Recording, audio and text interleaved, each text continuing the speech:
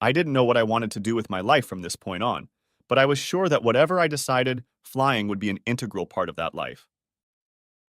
I took refresher courses to renew my pilot certificate, including instrument ground school, and then flew with an instructor for a while to get back up to speed.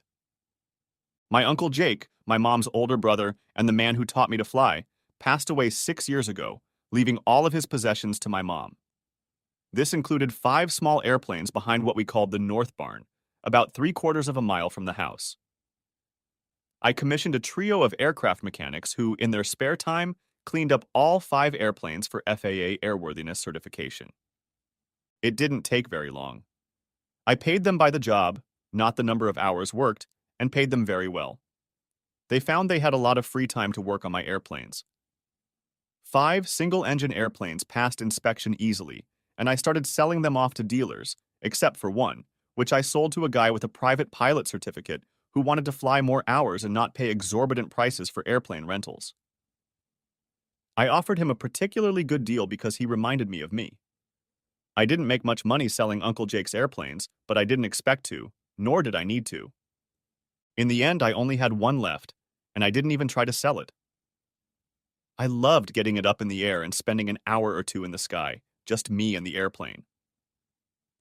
I was sitting at a picnic table in the shade of a huge pecan tree near an old dilapidated building with a small sign identifying the place as Jess's. For the locals who frequented the place, no further description was needed. Jesse was an elderly black man who looked as if he had just been freed from slavery by Sherman's cavalry troopers, who rode past the plantation on their way east from Atlanta. No one knew how old he really was, but it didn't matter.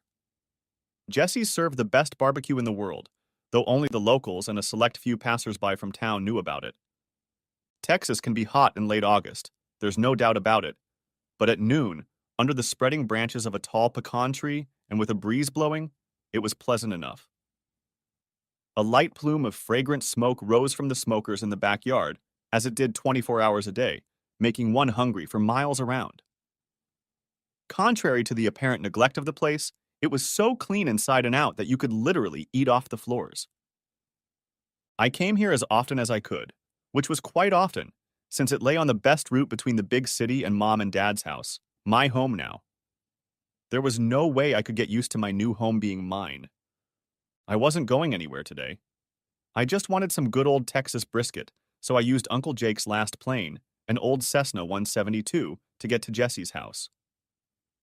There was a huge expanse of prairie surrounding his business, adjacent to mowed and manicured grass, and he didn't mind at all if I used part of that prairie as a landing strip. For one thing, it didn't belong to him. There were several picnic tables outside under the trees, and I sat at one of them, enjoying the day and a great lunch. I was finishing a huge brisket sandwich that was still dripping a little of the barbecue sauce I'd poured over the meat. I confidently strutted around with the borracho beans and potato salad with mustard. As I ate, I considered going back inside and eating the big slice of pecan pie that Jesse makes every day. My reasoning was that I work hard every day, and it's easy to use up all the calories I get. Therefore, a little pecan pie wouldn't hurt my waistline. That was my theory. Heck, it might even have been true. I wasn't paying attention to what was going on around me. I was vaguely aware of traffic passing on the worn 2-lane road to my left. The table was at about a right angle to the road, but I wasn't looking closely. The flickering heat waves rising from the asphalt gave me a headache. I noticed a few cars pull into the parking lot with young men in their 20s, but I wasn't interested enough to look at them, although I did hear a few female voices. I was barely 30, but given everything that had happened in my life, I didn't have much in common with people whose first digit of age was 2. I just kept eating and staring at Jesse's entrance, which was right in front of me. The brisket practically melting in my mouth occupied all my thoughts, as well as increasingly vivid images of the delicious pecan pie. There were voices coming from the direction of the 2 tables where the yuppies were sitting, but I didn't listen, until finally something came through. "You're just going to go over there and sit with that cowboy over there?" said a voice unfamiliar to me. "Jesus, what if?" someone asked incredulously. That got my attention. Besides an old pair of comfortable shorts, an old shirt that had once been blue, and a pair of sturdy hiking boots. I was wearing a cream-colored Stetson hat. But in rural Texas, many people wore hats of that style. I started looking around to see who else might have been the subject of that comment. "He's my ex-husband," another voice replied briefly, interrupting the conversation. I recognized that voice well. Turning my head half to the left, I saw my dear ex-wife striding determinedly in my direction. My first thought, admittedly completely unchristian, was, "Oh shit, what the hell does she want?" She stopped a few feet from my desk. "I know you probably hate me," she began, "but could I sit down and talk to you for a minute?"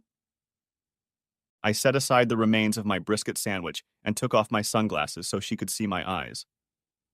My mom had taught me years ago that this was very polite. These days, I did it automatically. "I don't hate you, Faye," I said quietly.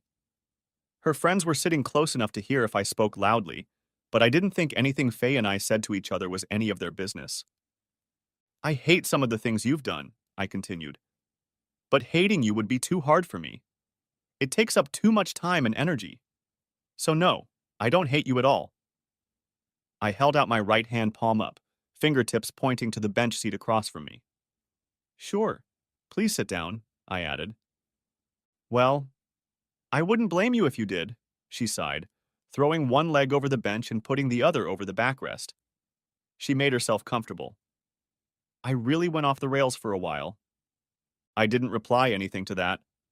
From my point of view, it was the undeniable truth, but I didn't feel the need to repeat what I thought about it. She, of all people, already knew my opinion of her act. She was quiet for a minute, then took off her sunglasses and placed them on the countertop next to mine to show me her beautiful green eyes. "What's up, Matt?" she asked, breaking the brief silence. "Very well, thank you," I replied lightly. "And you?" "I'm doing well. I go to night school, but you know that. Dad said he told you. I'm going to start next semester at UT. I'm going to be a PA, a physician's assistant." "That's great," I replied. "Glad things are getting better," I added. I didn't know what else to say. I had absolutely no interest in what she was doing. It was no longer my responsibility to be her cheerleader. So, I, Matt, I know that in all the commotion I never told you that I regret what I did, but I really do. Like I said, I don't blame you if you hate me, but I hope that someday you'll find a way to forgive me." "I absolutely do not hate you, Faye," I interrupted, "and I've already forgiven you."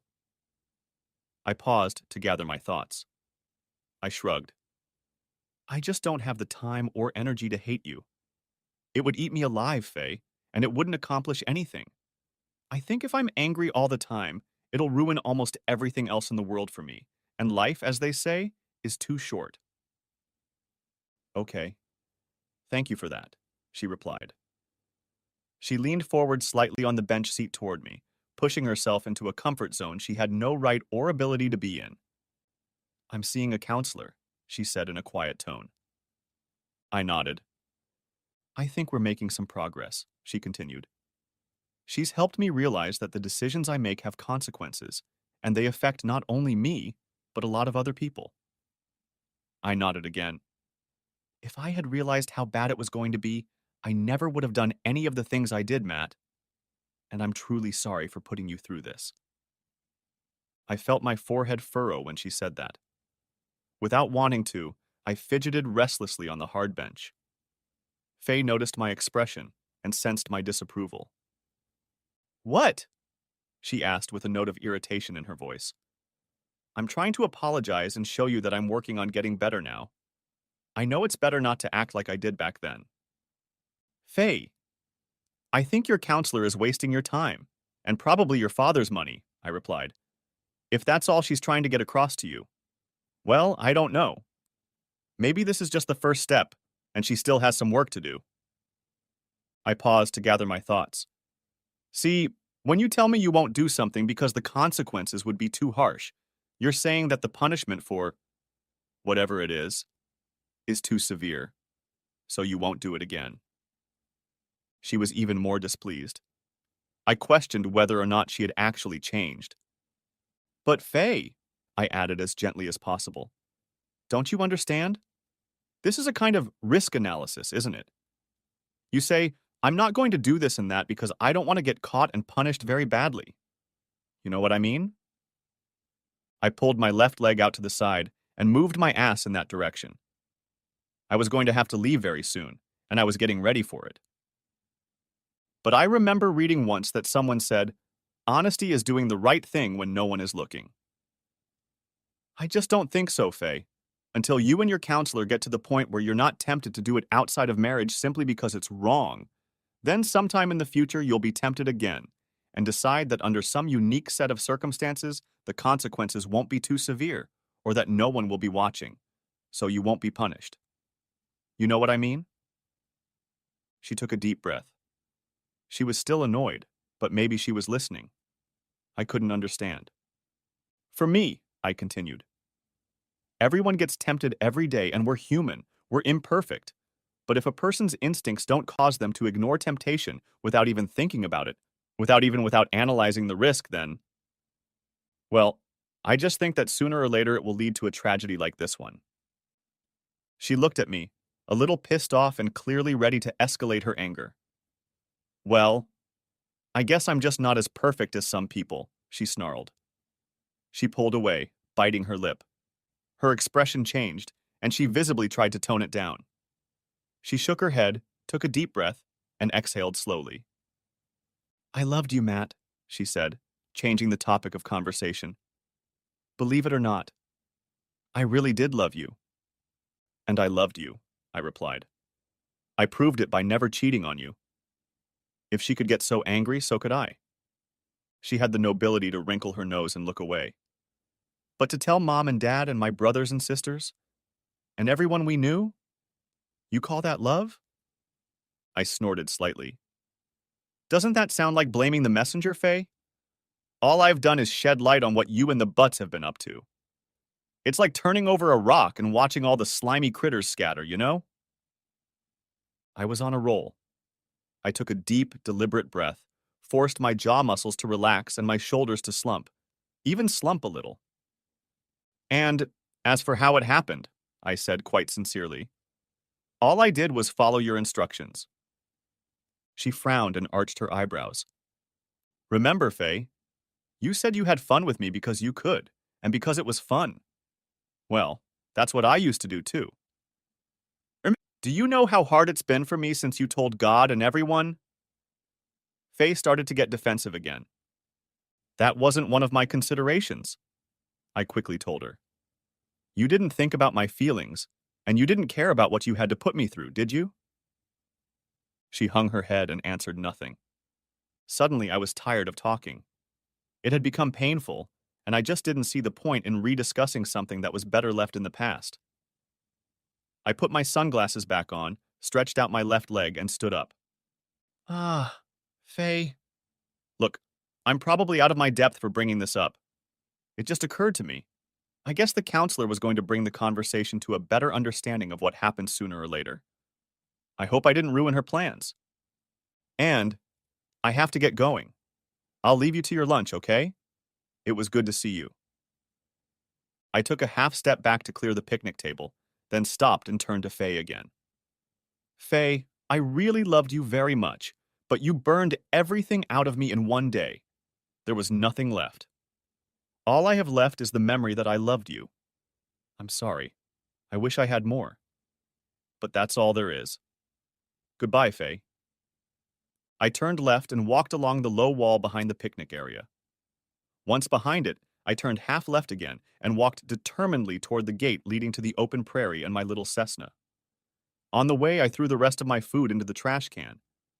I didn't want to eat anymore, not even that big piece of pecan pie I had been craving. I would miss it later. I would have kicked myself for running off without waiting for the promised treat, but I'd had enough of my ex-wife, and I wanted to be where she wasn't. When I'd first contemplated flying from the ranch to Jesse's to avoid the hour-long drive on winding Texas roads, I'd tried, really tried, to find a pasture owner on the other side of the barbed wire from Jesse. I wanted permission to land my Cessna on that property, but I could never find the woman who, according to county tax records, owned the land. So I just used the prairie as my personal airfield and left the question of landing rights for another day. If the owner came to complain, I would stop using that grassy piece of land and apologize profusely. Jesse's lot was separated from the wide strip of prairie by a barbed wire fence with a 15-foot-long gate, located no more than 30 yards from the main entrance to Jesse's house. The gates had probably been installed long ago to allow the loading and unloading of cattle from the cattle trucks brought here. They were made of galvanized tubular steel, and if the galvanized steel hadn't rusted through over the years, the hinges and locking mechanism had. When I first got the idea to fly to Jesse's, I inspected the gates, discovered the problems at hand, and bought replacement parts. I'd spent almost an entire day working alone to fix the damn thing. Now there was a nice, wide gate with smoothly rotating hinges and a reliable latch mechanism. A woman was half reclining on the gate, resting her hands on the topmost rung. She was of average height, maybe 5 feet 6 inches or so, and of slender build. I nestled a couple yards to her left, not wanting to come up behind her and give the impression of an overbearing male. "It's a Cessna." I was about to give her the model number and tell her a little about it, its top speed and other useless information, but she interrupted me. "It's a small airplane," a gorgeous woman with raven hair said to me, turning to face me. She pushed back her sunglasses and looked at me over them. She had the most striking pair of crystal blue eyes I'd ever seen, and they were laughing at me. "It is," I replied, grinning back at her. "It barely has a front and back seat, and it can't fly as fast as the race cars on the racetrack. On the other hand, it flies in a straight line and gets places much faster than a race car," I told her. I hadn't noticed my tendency to talk before, but this gorgeous woman made me do just that. I couldn't stop smiling. She looked just as good facing me as she did from the back, looking out over the prairie as I approached. With her black hair and light caramel complexion, I figured she was of Mexican descent, but the blue eyes probably meant there was an Irish son of a gun somewhere in her lineage. And the genes on both sides were a perfect match. I wanted to get to know this woman much better. I checked. There was no wedding ring on her finger. We talked for a while, chatting about the airplane, the sky, kebabs, anything she could think of. I was genuinely proud of myself for coming to my senses and being able to have an intelligent conversation with her. So much so that I didn't make a single truly horrible gaffe. "Are you a pilot?" she asked. "Yes," I confirmed. "You don't look like a pilot," she remarked, looking me over from head to toe.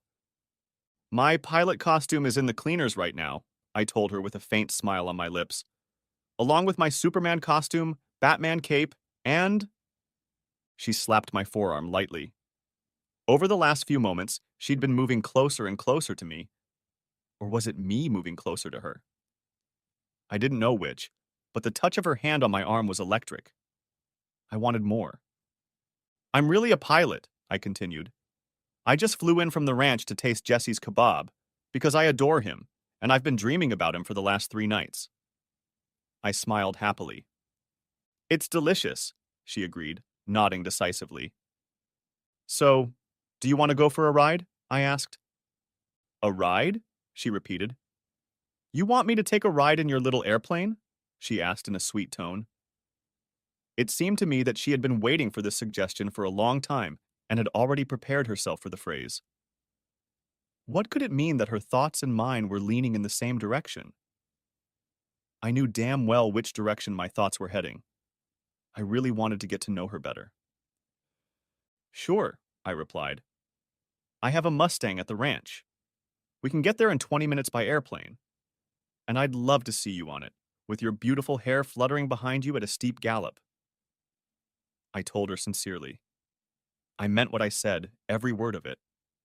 I could really picture it happening. God, how I could visualize it in my head. She looked me in the eye, then turned away and trotted toward the group of yuppies she'd come with. "Julie," she wailed. The girl had great lungs. I figured the drivers of a few big trucks a mile or so down the road might have heard her. Julie certainly heard her without difficulty. A short, busty brunette stood out from the crowd and walked a couple steps in our direction. "Throw me my stuff! I'm going on an airplane!" shouted my beauty. Apparently that meant something to Julie, because a leather clutch purse quickly flew into the air and came down just a couple yards in front of my soon-to-be Latino co-pilot. The busty brunette put her hand on it. I was impressed. Picking up her clutch, my girlfriend staggered back in my direction, tucking it safely under her left arm. She pulled her phone out of her back pocket and stared intently at the screen while I watched her. She touched a few icons and then brought the phone up to her ear. The small cloud of dust from the clutch's collision with the Texas dirt began to slowly dissipate. "Steffi?" she asked the one on the other end. "Mercy. Hey, I'm going to go on an airplane with Cowboy." "Yeah, an airplane. And we're going to go see his ranch and stuff, okay?" Mercy, huh? We hadn't gotten around to exchanging names yet. I was curious. And I didn't know who Steffi was. I knew who Julie was, the girl with the big league arm. But that was it. "Yeah, I'll be okay." She lifted her eyes and looked into mine. "It'll be fun." "Yeah, Cowboy's really nice." "No, you don't know him. He's—" I sensed someone was questioning my Mercy girl about who it was she was flying off to an unknown ranch with. I stepped closer to her and grinned. I liked being close to her. She smelled great. I pulled my wallet out of my back left pocket, extracted my private pilot certificate, and held it up to her eyes. "Yeah, I know. Wait. I know, yeah. Stephanie.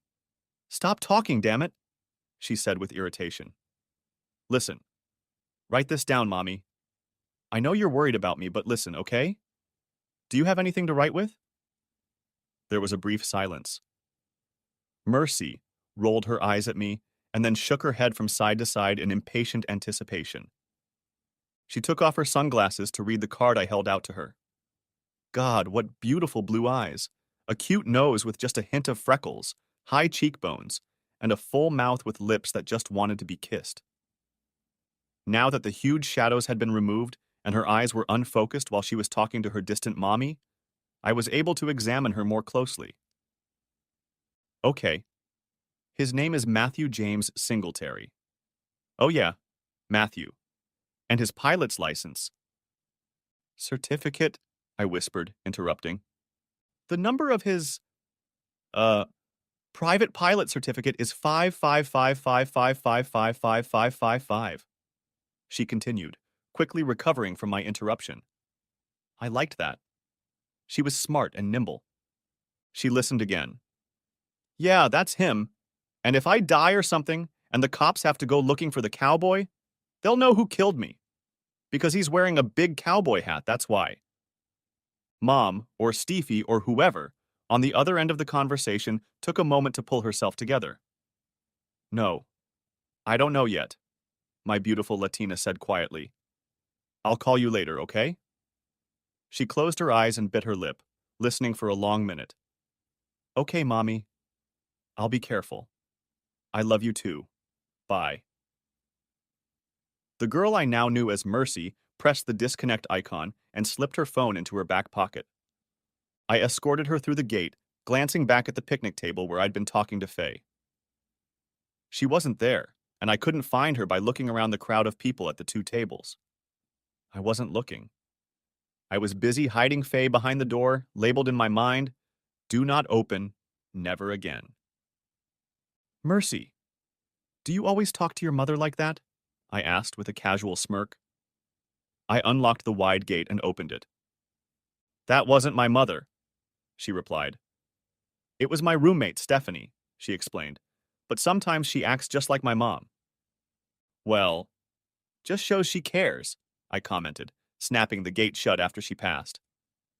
She calls me Mercy, because she heard my real mom call me that once. It's kind of short for Mercedes, she told me. I pondered the name change as we walked to the passenger door of the old refurbished Cessna 172 airplane. Mercedes, I said slowly, savoring every syllable as she climbed into the passenger seat. Do you mind if I call you Mercedes instead of Mercy?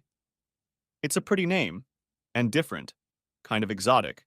And it suits you, I commented as I closed the cockpit door behind her and carefully secured it. I was careful not to look to see if she minded me calling her by her full name, but she didn't protest, so I guess it went okay. I removed the wheel chocks from the left wheel, tossed them into the luggage compartment, and latched the door shut, then climbed into my seat. I handed her the headset on the passenger side and set it to intercom only, started the engine, and let it idle for a few minutes while I set up my own headset and checked the intercom while talking to her. I pulled away from the barbed wire fence on the huge tires of a three-wheeled chassis, pointed the old lady against the wind, and rushed across the prairie. We were in the air in no time. The responsiveness of the Cessna was one of the reasons I loved the old lady, and I turned in a wide circle to the right. A moment later, we were back above Jesse's restaurant, and the crowd of yuppies Mercedes and Faye had arrived with. A young, black-haired beauty waved frantically at them from the right seat. I tightened the throttle and made a circle above them so they could see Mercedes clearly and wave back at her. I exited the circle and straightened out on a southerly heading for a minute. Then I gained altitude again and flew over Jesse. I flapped my wings a few times to say goodbye and then began to gradually gain altitude.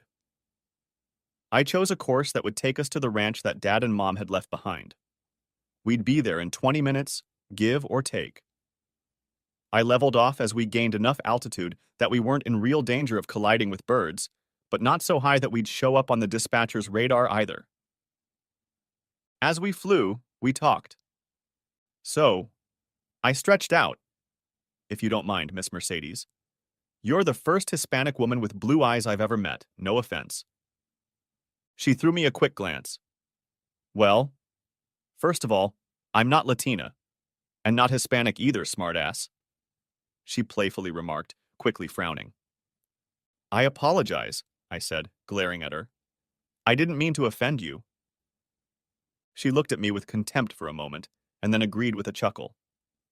You, sir, are in the presence of a true Cheyenne maiden, and the Cheyenne Nation is Native American, not Hispanic or Latino or anything like that. I studied her facial features for a long moment and smiled. Okay, Miss Cheyenne Warrior Princess. For a history project, I once read a bunch of diaries written by some mountain men in the early 18th century, and I don't remember any of them mentioning blue-eyed Cheyenne maidens. I paused to check my instruments, then pointed at the horizon again. So, come clean, I continued. Your Cheyenne warrior maidens must have Celtic blood in them. Mercedes stuck her tongue out but smiled. Maybe I have an Irish mother on both sides. Content, she joked. Ah, I said, nodding sagely, or as close to sagely as I could get. So Daddy was counting on a wandering Irish girl roaming the wilderness. Is that the wilderness of Cheyenne, Wyoming, by any chance? No. Philadelphia, she replied calmly. And Mom says she did it. She says she ambushed a poor wandering Cheyenne warrior and captured him fair and square. Says she took pity on him, and now he's all hers. I laughed, imagining the war of words between her mother and father. My mom and dad often had verbal duels like that. I think I'd really enjoy buying your parents a cup of coffee and sitting down with them for a long, pleasant conversation. They seem like nice people, I told her, patting her left hand lightly and then returning my fist to the controls. I liked touching her hand. She was well-formed and attractive. She could have been a model if I had known. Her skin was silky and smooth. Mercedes asked about Faye. She had heard Faye telling everyone that I was her ex. I told her a little about the circumstances of my and Faye's divorce and what we had talked about at Jesse's. I told Mercedes that my entire marriage and its demise was locked in a corner of my mind and explained how comfortable I was with that. I also told Mercedes, no, I don't think it was cold of me to invite her on the plane in the presence of Faye. My ex-wife was no more to me than any other woman sitting at a table full of yuppies. She explained that Julie was a maternal third cousin, and Julie had invited her and Stephanie to come to Texas for a semi-vacation before Mercedes and Stephanie's dance troupe began preparations for a fall-winter tour of Europe. Julie, I was told, had worked with Faye, but didn't know her that well. I told Mercedes that I obviously didn't know Faye very well either, after which we dropped the subject. Mercedes asked how I learned to fly, and I told her about my Uncle Jake, how he taught me all the basics of piloting and helped me fly solo at the ripe old age of 15, and how flying is now one of my favorite pastimes. What followed was us talking about everything that came to mind. My navigation was right on point. The ranch appeared over the horizon too soon for me. I spent my time chatting with this pretty Cheyenne gal. I lined up a well-developed stretch of prairie that I used as a runway and explained to Mercedes what leeward and leeward legs were. As we flew downwind and veered hard to starboard, I got the old Cessna in excellent condition to land on tricycle landing gear. I pulled up to a large shed where the tether straps and chocks were stored. We secured the airplane against any strong winds. After all, this was Texas, and Texas has nothing but wind blowing for miles and miles and miles and miles and miles. Mercedes helped where she could, and when we were done, I led her through a spacious passageway in the side of the barn to the other side, where we could see the house 100 yards away. Okay, she said, looking around. She gestured toward the house where my Range Rover was parked by the back porch. Where's that Mustang you were talking about? Oh, over there, I replied, changing direction abruptly and heading toward where an ever-dwindling herd of horses were clustered against the rail of the corral. They were already watching my progress in Mercedes, practically begging for some kind of treat. I didn't have any apples with me, but they didn't know that. There she is, I said, pointing to a 3-year-old sorrel filly who was dancing around, obviously well aware that she had become the subject of discussion. Hey, Ginger, I exclaimed, extending my left hand to her. She readily came over and sniffed my palm, looking for something sweet. Mercedes, I'd like you to meet Ginger. Ginger, Miss Mercedes Cheyenne, warrior princess and just a good person, I said, introducing them to each other. Ginger threw her head up and snorted. Mercedes, on the other hand, tried to hold back a laugh. What? I asked, completely confused. I had no idea what I had done that was so funny. I tentatively checked my fly to make sure I hadn't made some kind of gaffe, but nothing looked out of place. I thought you said you had a Mustang, she explained, giggling. Yeah, I said. That's her. She was running around with a small herd in Nevada when she got caught a couple years ago. I don't know exactly how she got here, but she's a real Mustang. There aren't many of them left. Mercedes chuckled again. I thought you meant Mustang. Car, she explained. You know? Vroom, vroom, vroom. Such a Mustang? I laughed. Not really, I told her. Why do you think I said I'd like to see you on her, like riding her, and galloping? I thought that's what cowboys said, she admitted, grinning. I grinned just as broadly. I loved that she could make such self-conscious jokes without getting upset or defensive. In my experience, that was a rarity for attractive girls. I was really starting to like this woman. No, I mumbled, but I'd still like to see you. On her, and riding fast, with your beautiful hair waving behind you, I told her. And then it hit me. You do ride, don't you, Maiden Cheyenne? I asked. She had said something about Philadelphia during the flight, and I was sure that a whole bunch of women in Philadelphia had never been around a horse, much less learned to ride one. I have, she declared with a smirk. Summer vacation with Grandpa running elk, you know, she explained. But I'm not riding in this, she said sadly, pointing to the shorts she was wearing. I'll get so worked up I won't be able to walk for a month on Sundays. It was true. She would indeed chafe, and I wholeheartedly agreed with her refusal to go in those shorts. I didn't want those smooth, creamy thighs to get irritated. I didn't want that at all. That was why she couldn't ride in that outfit. I pressed my lips together. There had to be a way around this problem.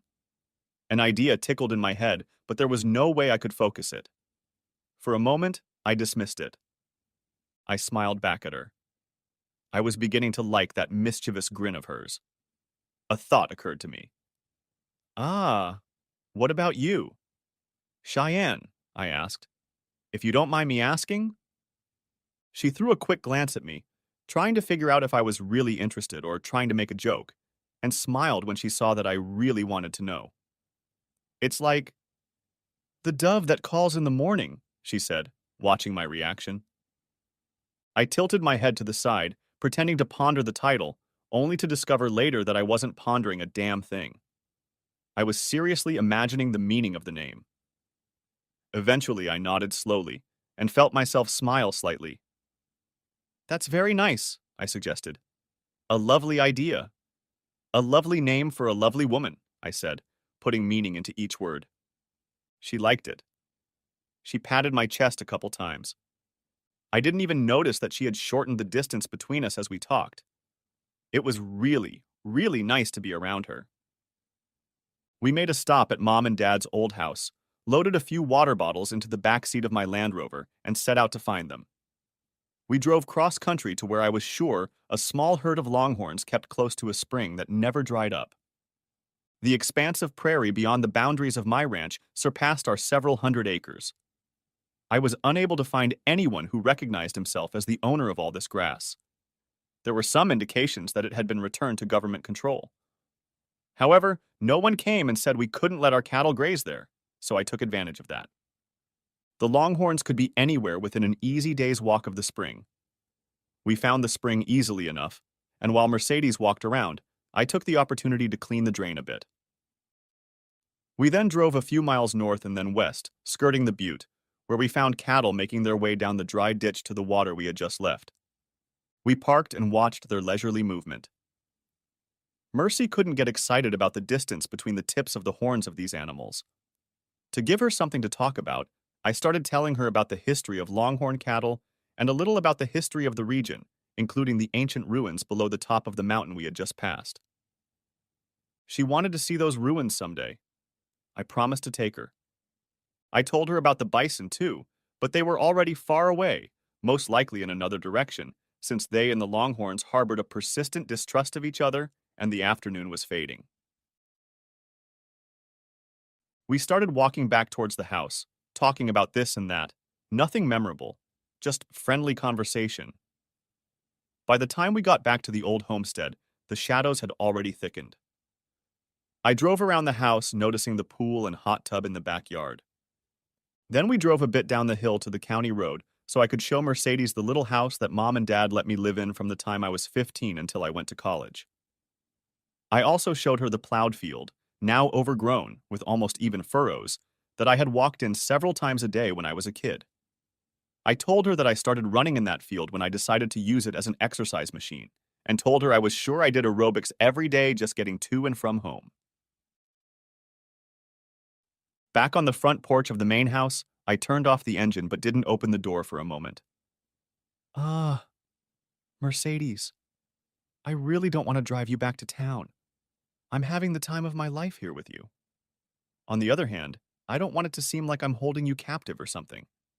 So, if you want, we can go back to the city. I can get you home in time for dinner. She studied my face for a moment, looking deep into my eyes. What do you want to do? She asked. I want to fire up the grill and feed you steak and salad for dinner, I quickly answered her. Then maybe we'll take a swim in the backyard pool, and afterward we'll look at the stars when it gets dark and listen to the coyotes howl, I told her hurriedly. Mercedes looked at me carefully and then slowly smiled. She lifted her right hip and reached into her back pocket for her phone. Steefy? She asked. Hi. Listen, honey, I'm not coming back tonight, okay? Yeah, I'm gonna stay here at the ranch. I don't know, maybe tomorrow, or the day after that. Yeah, that's okay. I'll call you tomorrow. Bye. She turned to me again. Cowboy. Matt, she said seriously. Can we go inside and find that nice bathroom you showed me earlier? I was starting to like that smile of hers. Sure, I replied, tugging on the doorknob. The last one inside, has to wait, I shouted. She squeaked something unintelligible, trying to open her door. We ran up the 4 wide steps to the porch, and I pushed the door open as fast as I could. She laughed and tried to grab my arm or something to slow my run, but I was bigger and gained strength. I won the race to the downstairs bathroom, but only slapped my palm on the door and continued down the hallway to run upstairs to the large bathroom. I had been raised with the axiom, ladies before gentlemen, and I really did live my life that way. Otherwise, my mom would give me hell. I heard the bathroom door slam downstairs, and then there was silence, or at least I didn't hear anything else. I can cook on the stove, but I like grilling outside better. Mercedes loves greens, so we split the chores. While I stoked the coals and grilled the steaks, Mercedes rummaged through the fridge for vegetables and made a lovely salad, and then made a vinaigrette from scratch. She took the salad out on the deck and arranged the plates and silverware, while I took care of the steaks. From time to time, we bumped hips as we moved, and our hands protected each other when we were about to collide. A few times, we patted each other on the shoulder or arm, just to touch, while we talked about nothing important. It had been a very long time since I had someone to share such pleasant moments with. I found that I really enjoyed it, and I thought she did too. Mercedes put our plates next to each other, not across the table from each other, and so we ate dinner. I liked that a lot. We talked quietly in the thickening dusk, not discussing anything important, just two people getting to know each other. For having only known each other for a few hours, we were terribly comfortable with each other, exchanging ideas and opinions easily and reaching out to touch each other from time to time. After clearing the table and loading the dishwasher, we moved to the two lounge chairs on the deck. I had already pulled them closer until there were only a few inches between them, and she didn't mind. We stared up at the night sky for a long time, making up names for the constellations we couldn't identify and wondering if that silvery speck moving quickly across the night sky was a space station or a UFO. None of us really cared. When it was a little cooler than the heat of the day, we packed up and walked off the deck and back to the house. At the door, Mercedes stopped abruptly, and I faced her. "I never do that on a first date," she told me quietly. "It's okay. I don't know how to ask for it on a first date," I assured her. In fact, I didn't even think about it being a first date. Later, we moved on to bed. Chapter 5. We had a hearty breakfast of bacon and scrambled eggs with toast and jam. I learned that she was a proud member of the North American Carnivore Association, which I had never heard of. I assumed she was a true carnivore, as she had quickly straightened up her steak last night and had just eaten all the extra slices of bacon on the table. She admitted that no such group existed. I said we should create one. She sat on my lap and kissed me. I was over the moon. Breakfast is really a great way to start the day. With one of my t-shirts on and nothing on, Mercedes found her phone and called her friend Stephanie to check on how things were going. They talked for a bit.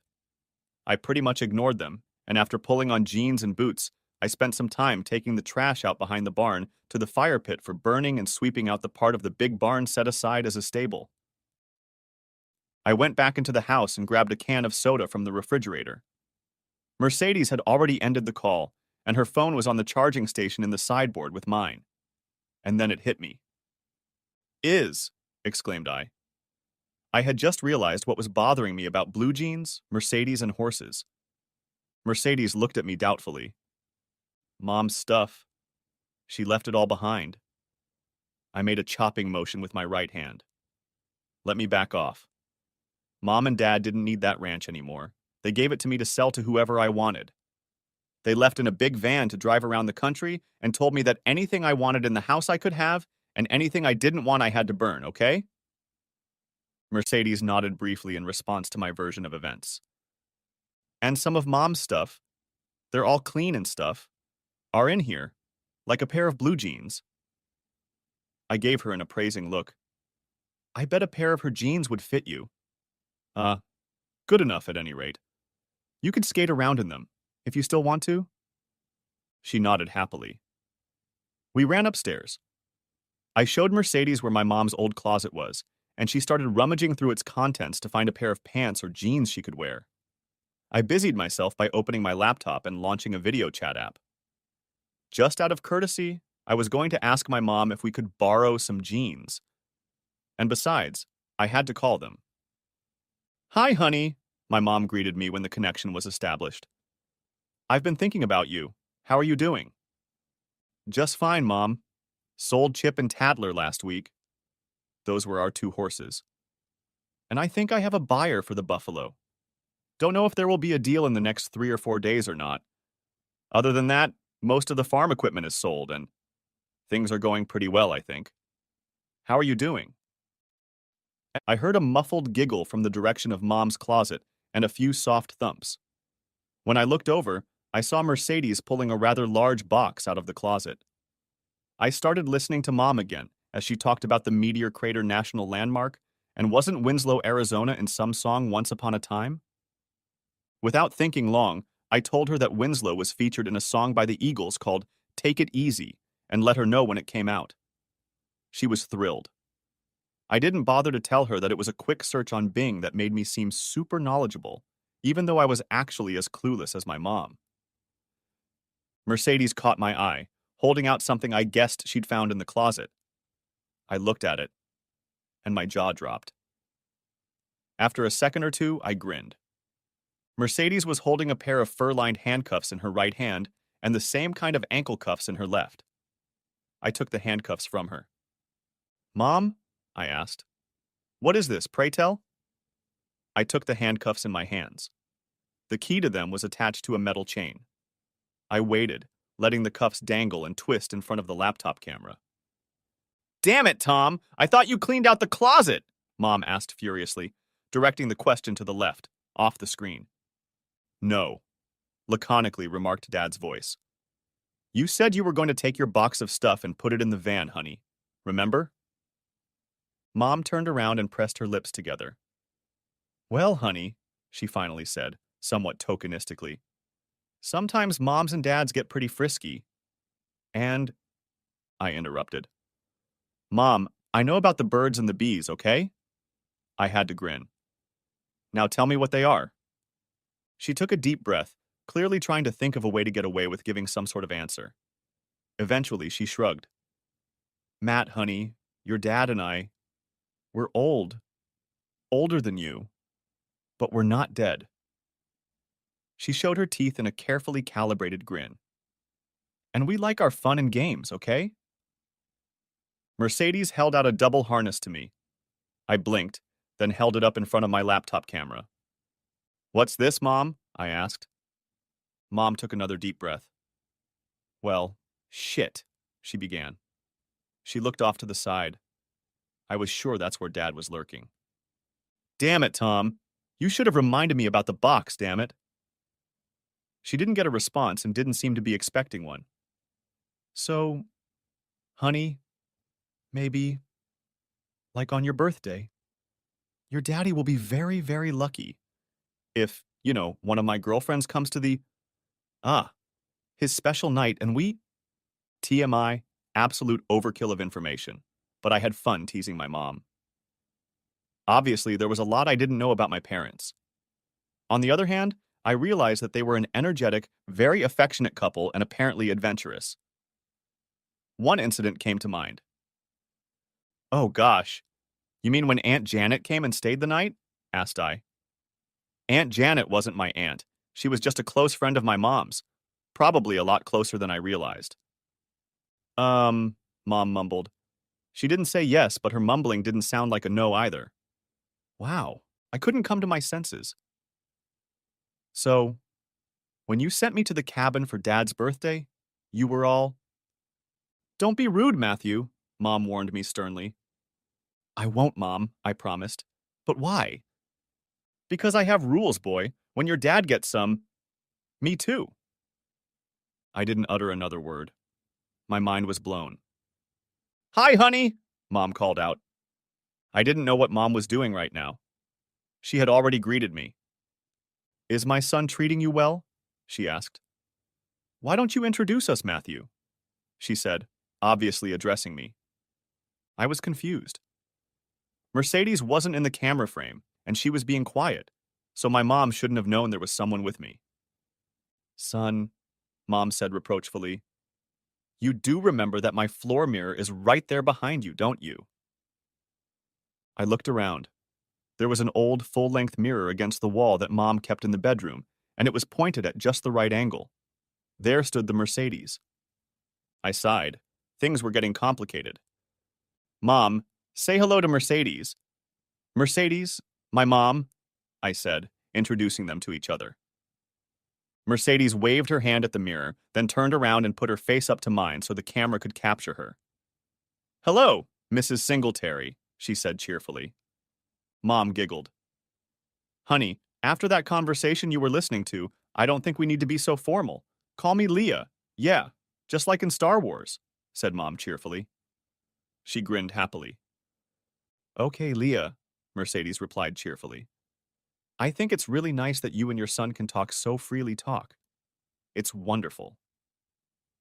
They talked for a bit, and I sort of pulled away from them. I was pretty sure my mom couldn't see my left hand caressing the inside of Mercedes's right thigh. But I wasn't sure if something like that needed to be hidden. It was a strange morning. Then my father's face appeared from the side. He said hello to Mercedes, and disappeared from sight again. The last thing I saw was the back of his head going down out of sight. Mom leaned back a little, grabbed the edge of the table, and then pitched forward again. I was confused for a second. Mama, that's, Daddy? Sweetie, I have to go now, okay? Said Mom uncertainly. Her eyes shifted as she looked at Mercedes. Don't do anything we don't do, okay? She reached out to press a key on her laptop. Mama! I jumped up before she could close the chat room. What wouldn't you do? She pondered the question for a long time. Honey, I'll give you another answer, okay? She said sweetly. Nice to meet you, Mercedes, she called out. She jabbed her finger at the keyboard and her image went out. I closed the laptop and looked back at Mercedes. I was shocked, but not alarmed. It went on like that all weekend and all the following week. On Thursday, everything changed. Honey, Matt, Mercedes asked quietly over breakfast. She had been quiet since we woke up, and I could see something was bothering her. Uh-huh, I answered confidently. I was sure I was about to find out what the problem was. You know Stephanie, right? I know. Well, I don't know if I know her, but I know who you're talking about, yes. Mercedes nodded. Can we ask her to stay with us? Is that okay with you? I was stunned. Mercedes and I were doing great. We were incredibly well suited for each other both in and out of bed. We did morning chores on the farm together, cooked meals together, walked almost as far as the road, rode horses, and enjoyed each other's company. That's how it seemed to me. Why would she want to bring someone here who could only complicate Mercedes and I's bond on an even deeper level? On the other hand, her question was about inviting Stephanie to stay with us, which was an interesting way to phrase the situation. Sure, I replied flatly. There was no point in putting up obstacles. If Mercedes didn't want to be alone with me, it wasn't going to happen, so I might as well get out of the situation no matter what happened. Mercedes immediately brightened up. Thanks, sweetie. I'll call her, okay? Sure. She took my hand once the connection was made and pulled me to her. She didn't want me to leave while she was talking to her friend. It seemed like a good sign to me. Hi, Steffi, Mercedes greeted her friend.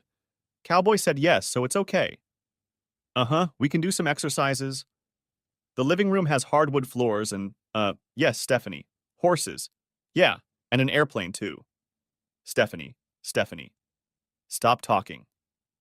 She rolled her eyes, looking at me. Okay, yeah, we'll do anything. Just pack your stuff. Stephanie. Shh. Listen to me, woman. Just pack a few things in. No, you won't need much. We're pretty, clothes aren't necessary, okay? Yeah, I know. Listen, pack me a bag with my brushes and my hairdryer and, yeah, you know what I need? Right. She said we again, meaning me and her. I liked that. It made me feel better, whatever it was. A thought occurred to me. I waved my hand to get her attention. Wait a minute, Steph. Mercedes said to the girl on the other end of the line.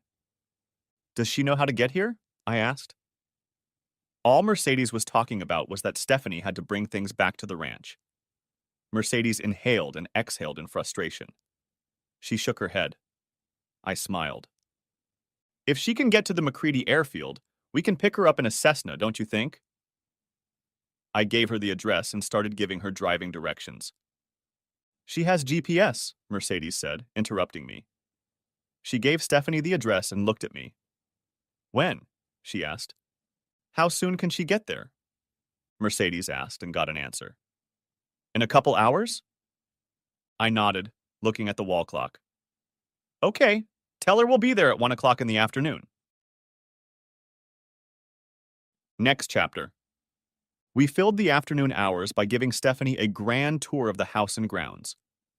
Stephanie was introduced to Ginger and my horse. Daddy had named her Hoss years ago, as well as the chestnut tree that I thought Stephanie should ride if all three of us went for a ride.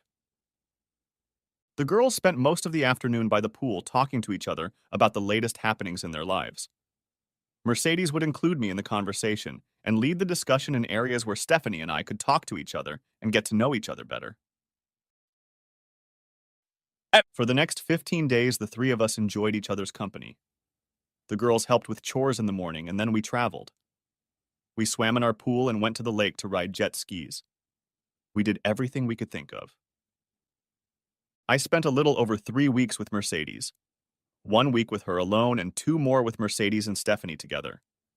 They were the most fantastic weeks of my life. We had planned to spend our last night together, but Mercedes and I decided to just be close and hold each other. She and Stephanie were leaving in the morning, and we were all having a hard time accepting it. You know why I asked if Steffi could come here, right? Asked Mercedes quietly. I nodded in the darkness of the bedroom. The darkness was broken only by the light of the moon, ghosting through the window. If you and I had spent a couple more weeks here, alone together, I said. Tomorrow might not have come, I said sadly. And then there's Steffi's lesbianism, which she needed to realize that it wasn't what she thought it was, added I.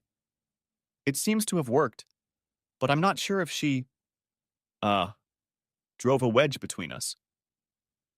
I was silent for a moment. Did it work for you? I asked softly. She sighed. I don't know, she said sadly. Maybe, she pondered quietly, if we survive tomorrow, maybe it will work. Just enough. But I didn't think Steffi would fall in love with you as much as I did, Mercedes continued in a cranky tone. Or you her. I couldn't say anything. It was so damn complicated. We were silent for a while. Do you know about me and Steffi dancing? I know. You grew up together, started dancing when you were 4 and she was a little younger. And since then, you've spent most of your life preparing to tour with a troupe in Philadelphia. I know, I said. Maybe I could stay here. And find. No, that won't work, honey, I interrupted. There's nothing better than the opportunities you have in Philadelphia not here. I can't take away the dream you've had your whole life. It wouldn't be fair. And after a while, you're going to start thinking about what it would be like.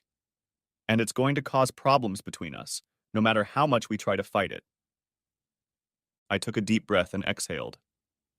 And if I followed you to Philly, you'd be so busy working on your dances that we wouldn't have any time left to spend with each other. And all this touring and traveling and stuff. I sighed again. We wouldn't have made it work either, babe. We could have discussed this further, going in the same circles over and over again. But then there was a knock on the door. Steffi sobbed, trying to hold back her crying, but not very successfully. Can I sleep with you? She asked pleadingly. Steffi had planned to leave Mercedes and I alone for the night, but the loneliness and tomorrow's separation alone was apparently causing her too much pain. Sure, honey, I said quietly, glancing at Mercedes. She nodded. Come over here and let me hold you, okay? I said to Steffi.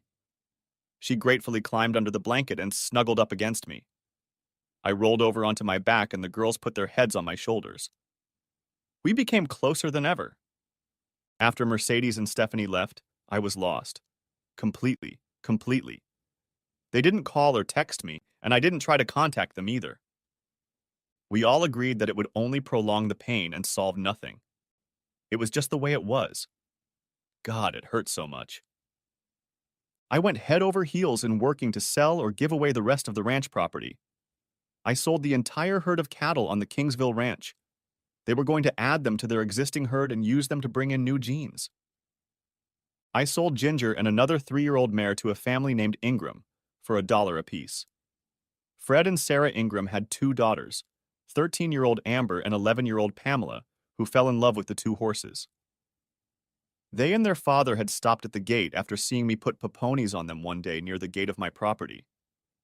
My shirt was soaking wet when Fred pulled the girls away from me, because all the 2 young girls could do was hug me and cry openly.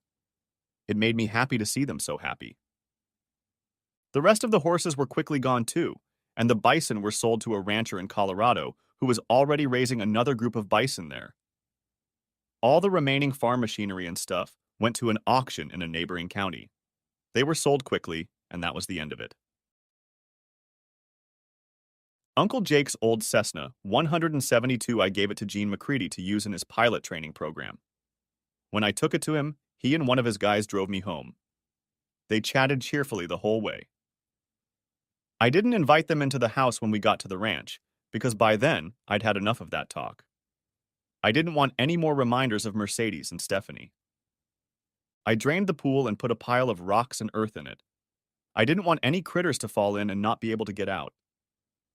Then I searched the house for anything anyone might need, and I did this several times to make sure my mom hadn't left any more boxes of stuff behind.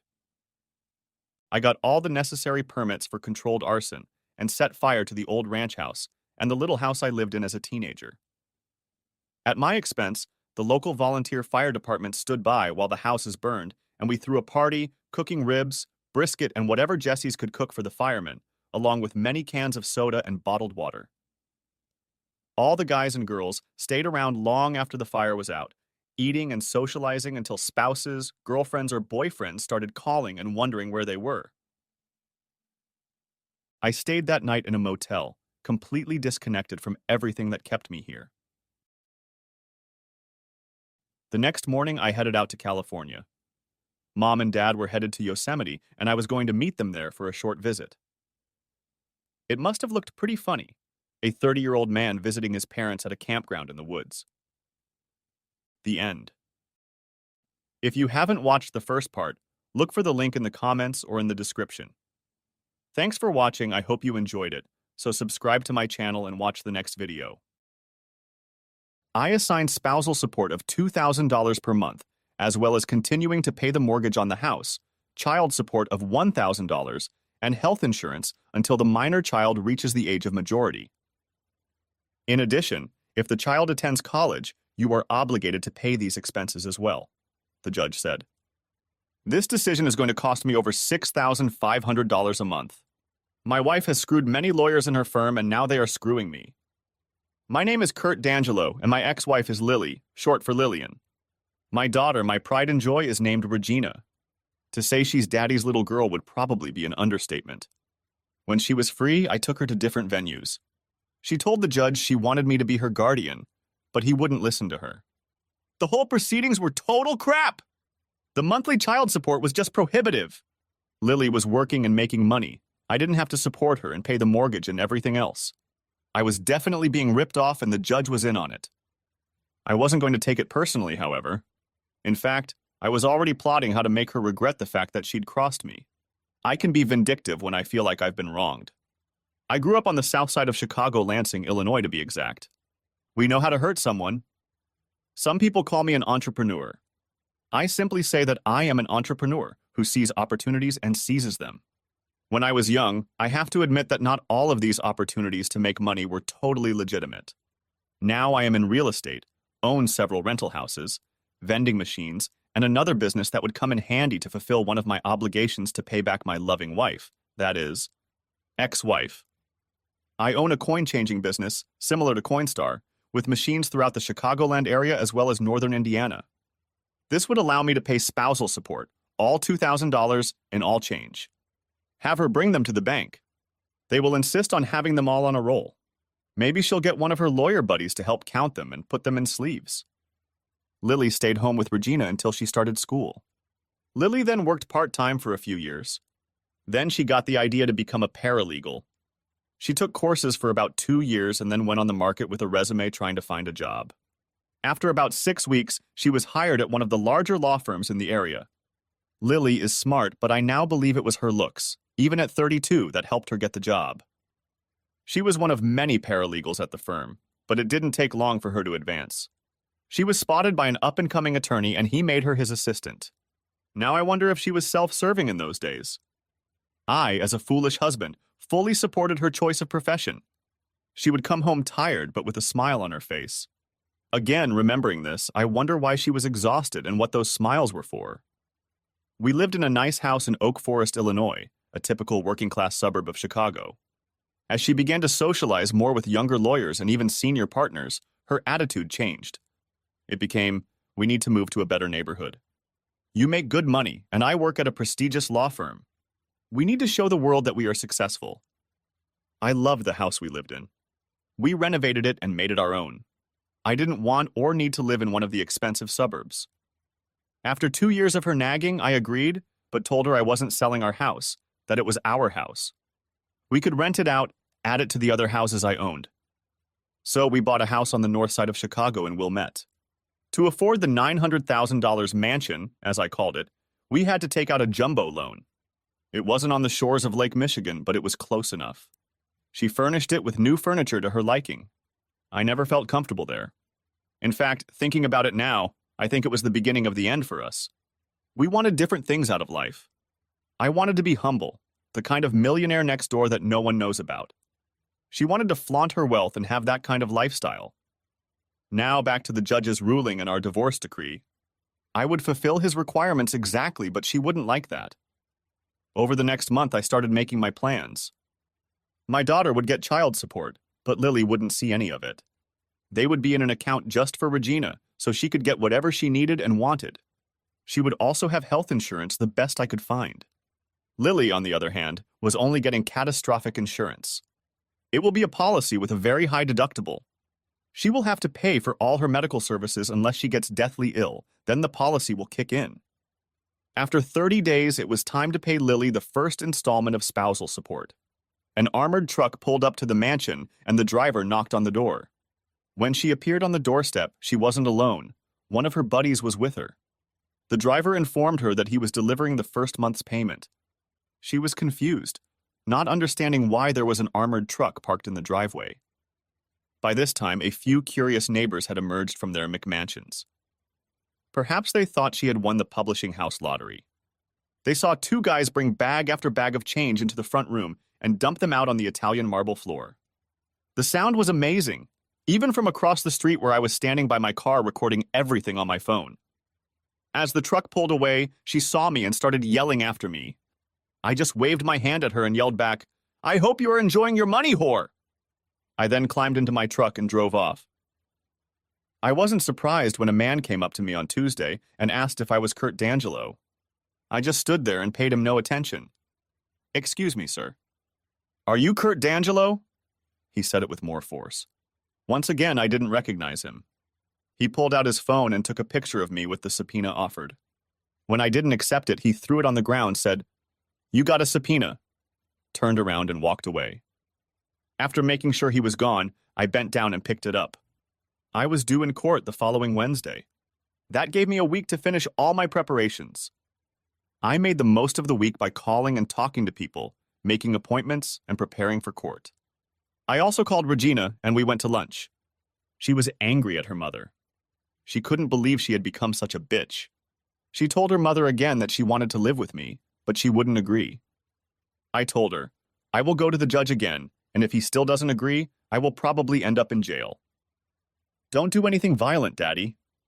"It's not worth it," she said. "Don't worry, I won't.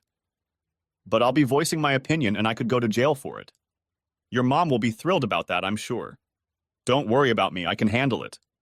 However, I've set up a trust for you. Uncle Ken will be the trustee until you reach the age of majority. He will make sure that anything you want or need will be fulfilled. But understand, your mother is not to receive any of it. It is meant for your maintenance, not hers.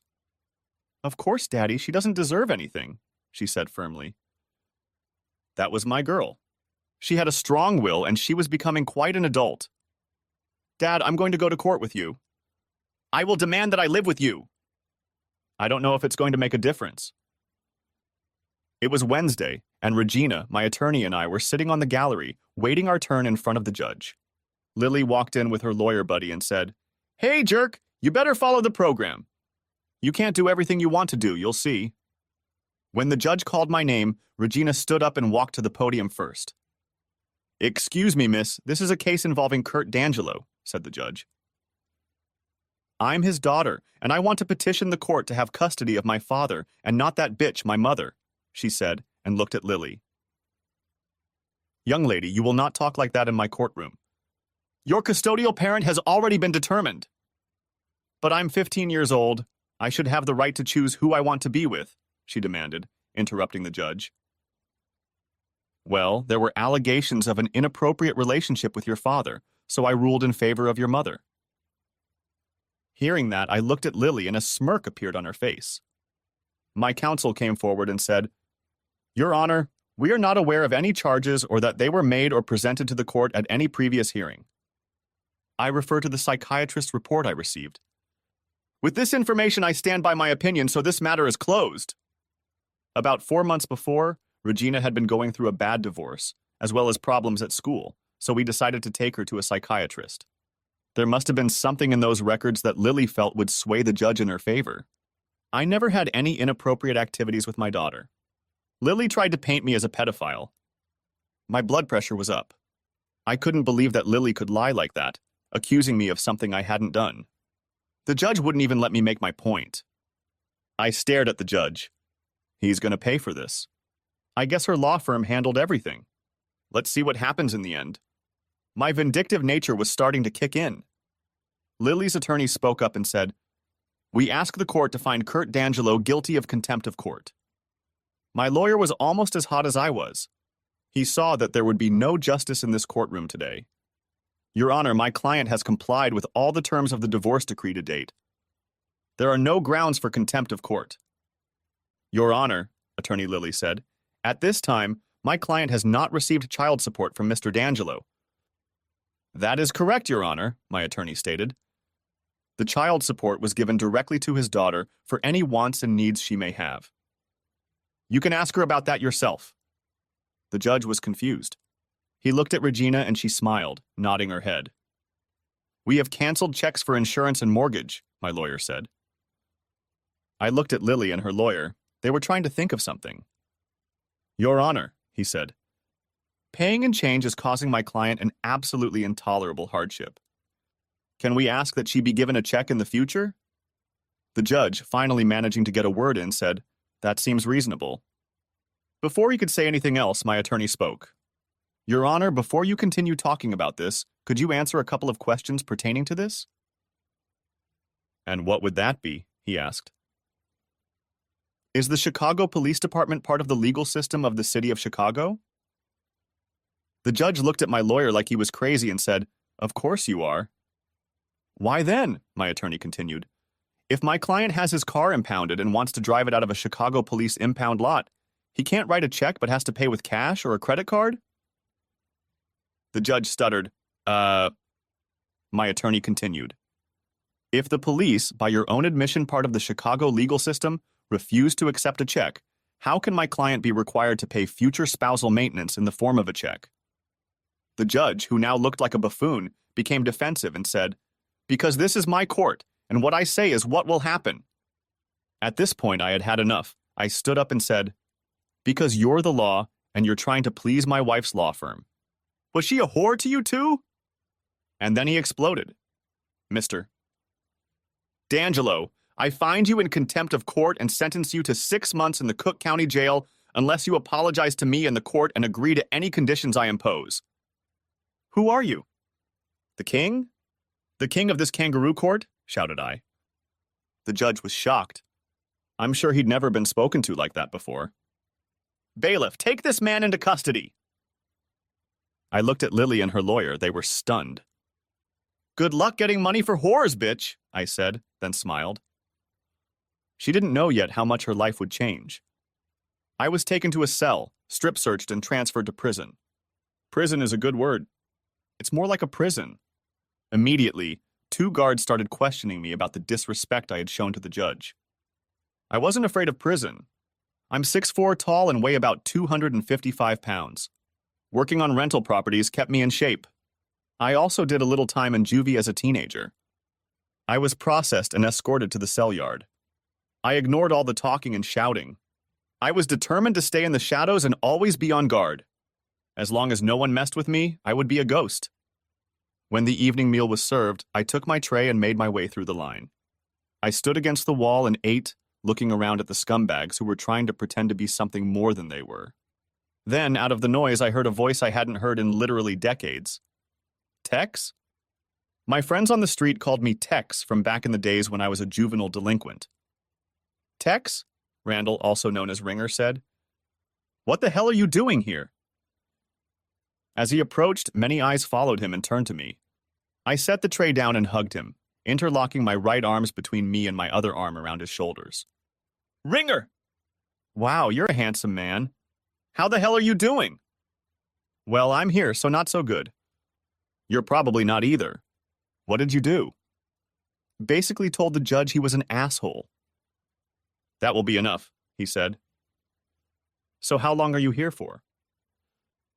6 months if I don't apologize to the son of a bitch. So, 6 months, I guess. We talked and ate, and some of the prisoners looked at us. Ringer told me about the situation in the prison. He said he would watch my back, and I agreed. We talked about old times. So, what are you going to do about the ex, her lovers, and the judge? He asked after I told him everything. He knew me from my younger years. Revenge had always been part of my behavior back then. In fact, that's why I got the nickname Tex. Tex is short for Texas, meaning don't mess with Texas. Those who did mess with it, they paid. They'll think twice before they cross me, and they'll tell others about it. So, Judge? What happened there? He asked. I told him he's basically a piece of shit. Oh, shit. What did he do? He asked. He took my little girl away from me even though she asked to live with me, and then accused me of molesting her. Oh, shit. What are you going to do about it? I have some plans. I kind of knew I was going to be here, so I started planning a few weeks ago. Is there anything I can help you with? He asked. Maybe, but right now I don't know. It sure is nice to have a friend here, though. I'll introduce you to some of my buddies. It's good to have people who have your back and who you can rely on. After some introductions, Ringer started telling some stories about running around the streets of Lansing. There were a few chuckles, but mostly nods, as if their stories weren't much different from each other. That night I lay in my bunk, staring at the wall. How did it get to this point? I asked myself. I began to review my life. My childhood was rough by most people's standards. My father was an abusive drunk, and my mom had no backbone at all, even when my dad started hitting me. Because of this, I spent most of my time on the streets. I met a group of guys who were in a similar situation. We weren't a gang, even though we pretended to be. We were just stupid kids dealing with the problems we had. The crime rate in Lansing is pretty high, and we didn't help that statistic. Mostly minor stuff, but we did steal a car a couple times. That's what got me into prison. Looking back, it was the best thing that happened to me. Sure, it was hard, but I had time to think about the direction my life was going. I vowed to myself that I would do something with my life. When I got out, I changed. I started planning for the future. By the time I was 20, I had saved enough money to buy a house in my neighborhood that had been foreclosed on. It became the first of many houses I renovated and started renting out. When I was 22 years old, I was in a club trying to catch a lucky break. I don't even remember the name of that club. It changed names so many times over the following decade, and then it was torn down to make way for condos. That night I was really lucky, at least I thought so at the time. I met Lily. We hit it off. Her life was very different from mine. She had just moved to Chicago to live with a friend. She grew up in Seymour, Indiana. Seymour is a small town best known as the hometown of John Cougar Mellencamp. By the time Lily was born, he had already become famous and moved away, so she never even met him. Growing up in a small Midwestern town produced a 21-year-old woman with an attitude toward life that I found appealing. I guess opposites attract. We married a year later, and the year after that Regina was born, named after Lily's mom. I bought a house in Oak Forest to rent out, but when she saw it, she loved it and wanted to make it our home. We spent the next 10 years fixing it up the way we wanted. It was the best 10 years of my life. We worked on home projects together, watched our daughter grow up, and invited the neighbors over for barbecues. It was the American dream. Then Lily got a job at a law firm, and things began to change, mostly her attitude toward life. The simple life no longer suited her. She needed expensive clothes, jewelry, and neighborhood barbecues were replaced by trips to expensive restaurants, often with people from her law firm. She also began making derogatory statements about the people of Chicago's South Side. I know the reputation and reality of the South Side, but she was a country girl who acted like she was better than everyone else. We fought more than once over this attitude. Soon after that, she started urging me to move to the North Side all the time. 3 years ago we moved. Of course, the school system was better, but now Regina felt the attitude of her North Side classmates. It made her school life unbearable. She kept saying she wanted to go back home. So did I, but Lily never heard anything about it. She was where she wanted to be. The event that started the divorce was an evening like many others at the time. She called around 6:30 and said she was going to a dance with other paralegals from her job. However, that evening I tracked her cell phone and decided to check on her. I stood in the shadows and watched her. Sure enough, she was dancing, but with the guys from the club. They were flanking her like she was a free-for-all. They were doing anything but having sex on the dance floor. At about 9:15, I had to go to the bathroom to relieve myself. While I was doing my business in the stall, a guy came in and started peeing at the urinal. When he was done, another guy walked in. "Damn, Joe, you're getting turned on with Lily on the dance floor. I thought you were going to do it right there." "Yeah, she's a wild one," said the first guy. "You know it. She said she's coming home with me tonight. We can finally have some proper fun instead of 20 minutes at the office or in the back seat of my car." "Yes, it's nice for immediate relief, but it doesn't compare to the sexual experience," the other guy said. "Well, we're going to work all night tonight," the first guy bragged. "Maybe next weekend it will be my turn," said the other guy as they both left the restroom. I know guys like to talk, but this sounded more real than just bragging. I came out of the restroom a minute late to see her in the arms of one of the guys making out on the dance floor. Around 9:30, she texted me that she had a little too much alcohol and didn't feel comfortable in her state of mind going to the L so late at night. She texted me that she was going to spend the night with Paula, one of the other paralegals in her office. I texted her back, "That too." She then wrote back, "I'm sorry." She would be sorry. I watched her grab her purse and walk out of the club, holding hands with a young lawyer from her office. I followed them. They were so engrossed in each other that she didn't notice me. They jumped into his Lexus and kissed and groped each other for a few minutes. I started to get angry, but then my Southside vindictiveness took over, and I calmed down, making my plans. I followed them to his building. They pulled into the parking lot, and I headed for the mansion.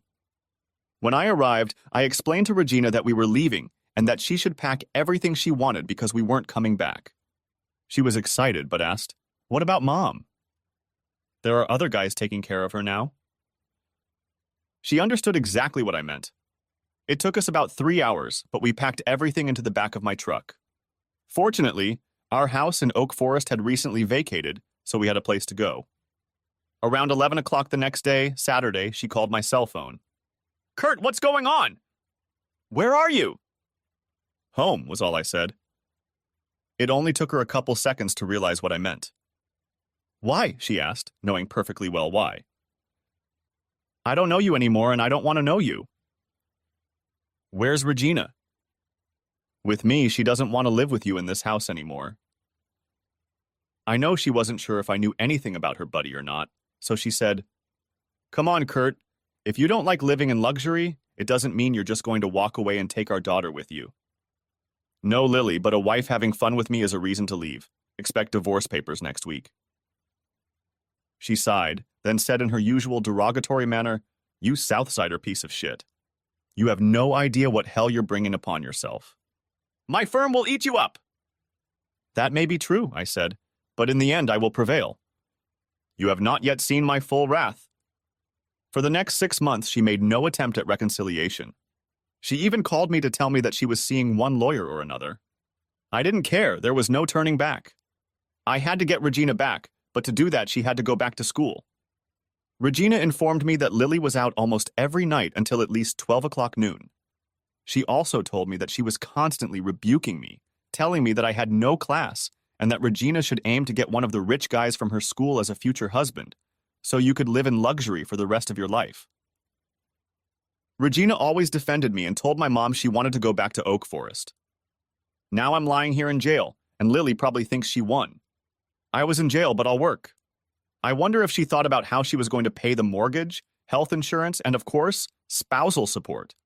She certainly thought a few days in jail would make me come to my senses. No, they would just give me more time to plan and carry out my revenge. Something happened Thursday afternoon that will change the lives of many people, some of whom I will never meet. 2 guards ordered me to come with us. I was taken to a video conference room. I asked, "What is this? If I am going to speak to the judge, I want my lawyer to be present." They pushed me into the room and said, "Sit down! You will not talk to the judge, but you will be sentenced." They slammed the door and I started screaming for them to let me out. After about 10 minutes, I was thrashing around the room when the door opened and the guards let 6 cellmates into the room. I knew what they were going to try and I was going to do everything I could to make sure it didn't happen. "You shouldn't mess with me," I declared. "You'll regret it." One of them jumped at me and I punched him right in the nose. I heard it crack. Then they all rushed at me.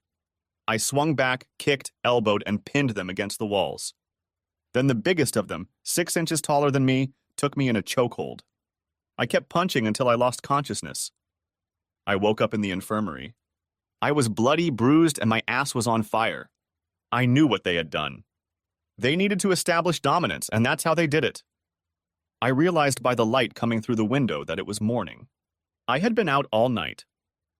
When the nurse approached me, I looked at her with hatred in my eyes. Hatred for this whole system that could take my child from me, make me pay so my ex-wife could continue to live in the mansion, and finally put me in jail to teach me a lesson. The nurse looked at me. I was tied up so I couldn't move my arms or legs. Seeing the hatred in my eyes, she said, "I am here to help you, not to hurt you. You've been beaten up badly. They said you got into a fight, but we both know the truth. I can either help you get better, or you can lie here and suffer. There's no difference for me." I realized she said the last words but didn't really mean them. She wanted to help. I tried to smile and said, "Sorry. You've been through a traumatic event. I can only imagine your rage." She left, but came back with a plate of breakfast for me. She unclenched one of my hands. "Thank you," said I. "You're welcome." As I sat and ate, I knew what I was going to do. "Can I ask a favor?" said I. "It depends on the situation," she replied. "One of the prisoners, Randall Turner, is a friend of mine that I grew up with. May I invite him to join me?" "We'll see," she said in an indifferent tone. It turned out that she had managed to get permission to visit Ringer. Later that afternoon, he came to see me. When he saw me, he said, "Oh, shit." He knew I wouldn't let it go unnoticed. I described the 6 guys and 2 guards who did this to me. Then I said, "I need to know the full names of all 8 of them, not their nicknames." "Oh, shit," he repeated. "What are you going to do?" An eye for an eye, but with a twist. He saw my look and knew what it meant. He knew it wouldn't be pretty and that innocent people would pay. "I'll try to get them," he said. "What do you want from me?" "Just that. I'll take care of the rest." We talked some more and then he was escorted back to his cell. Sleep that night was restless. I couldn't get comfortable, strapped to the bed. The next day, Ringer came back with the list. He asked again, "What are you going to do?" "The less you know, the better," I told him. "Oh shit," he said. The next day was Sunday and I got a good and bad surprise. Lily arrived and brought Regina. Lily was the first person to talk to me. "So I see you have found common ground with your fellow misfits," she said. "What the hell do you want?" I growled. Regina insisted we come to you. Are you ready to apologize and be reasonable yet? No way! And what is this shit about me and Regina? You know I'd never do anything to her? How do I know? She's unusually attached to you, she said. You're a piece of shit! Why don't you go back to your buddies and have them look up your ass so you can see how much shit is in you? Just so you know. It's happened before and they loved it. She gloated. Get the hell out of here and send Regina here. I'm sick of talking to you. She was smiling the way only a nasty bitch could smile. She thought she'd gotten me, and she had, just adding fuel to the fire that would burn her ass. When they brought Regina in, she cried when she saw me lying there with bandages all over me. Honey, don't cry. Things look worse than they are. Oh, Daddy. I was scared when I saw you lying there like that. You look like you've been in an accident. Don't worry about me, sweetheart. I'm tougher than I look. Dad, I hate Mom for doing that to you. I hate her for making me live with her, and I hate her for saying you did inappropriate things to me. That's total bullshit. I know, Regina, I said, trying to comfort her. Don't call me that again, she said. I looked at her, perplexed. I'm Gina from now on.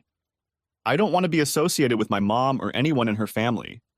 That's what I told her, and then I declared that I wouldn't talk to her again if I didn't have to. And I haven't since Monday. She keeps trying to be nice to me, but I keep ignoring her. Gina, I said, using her new name.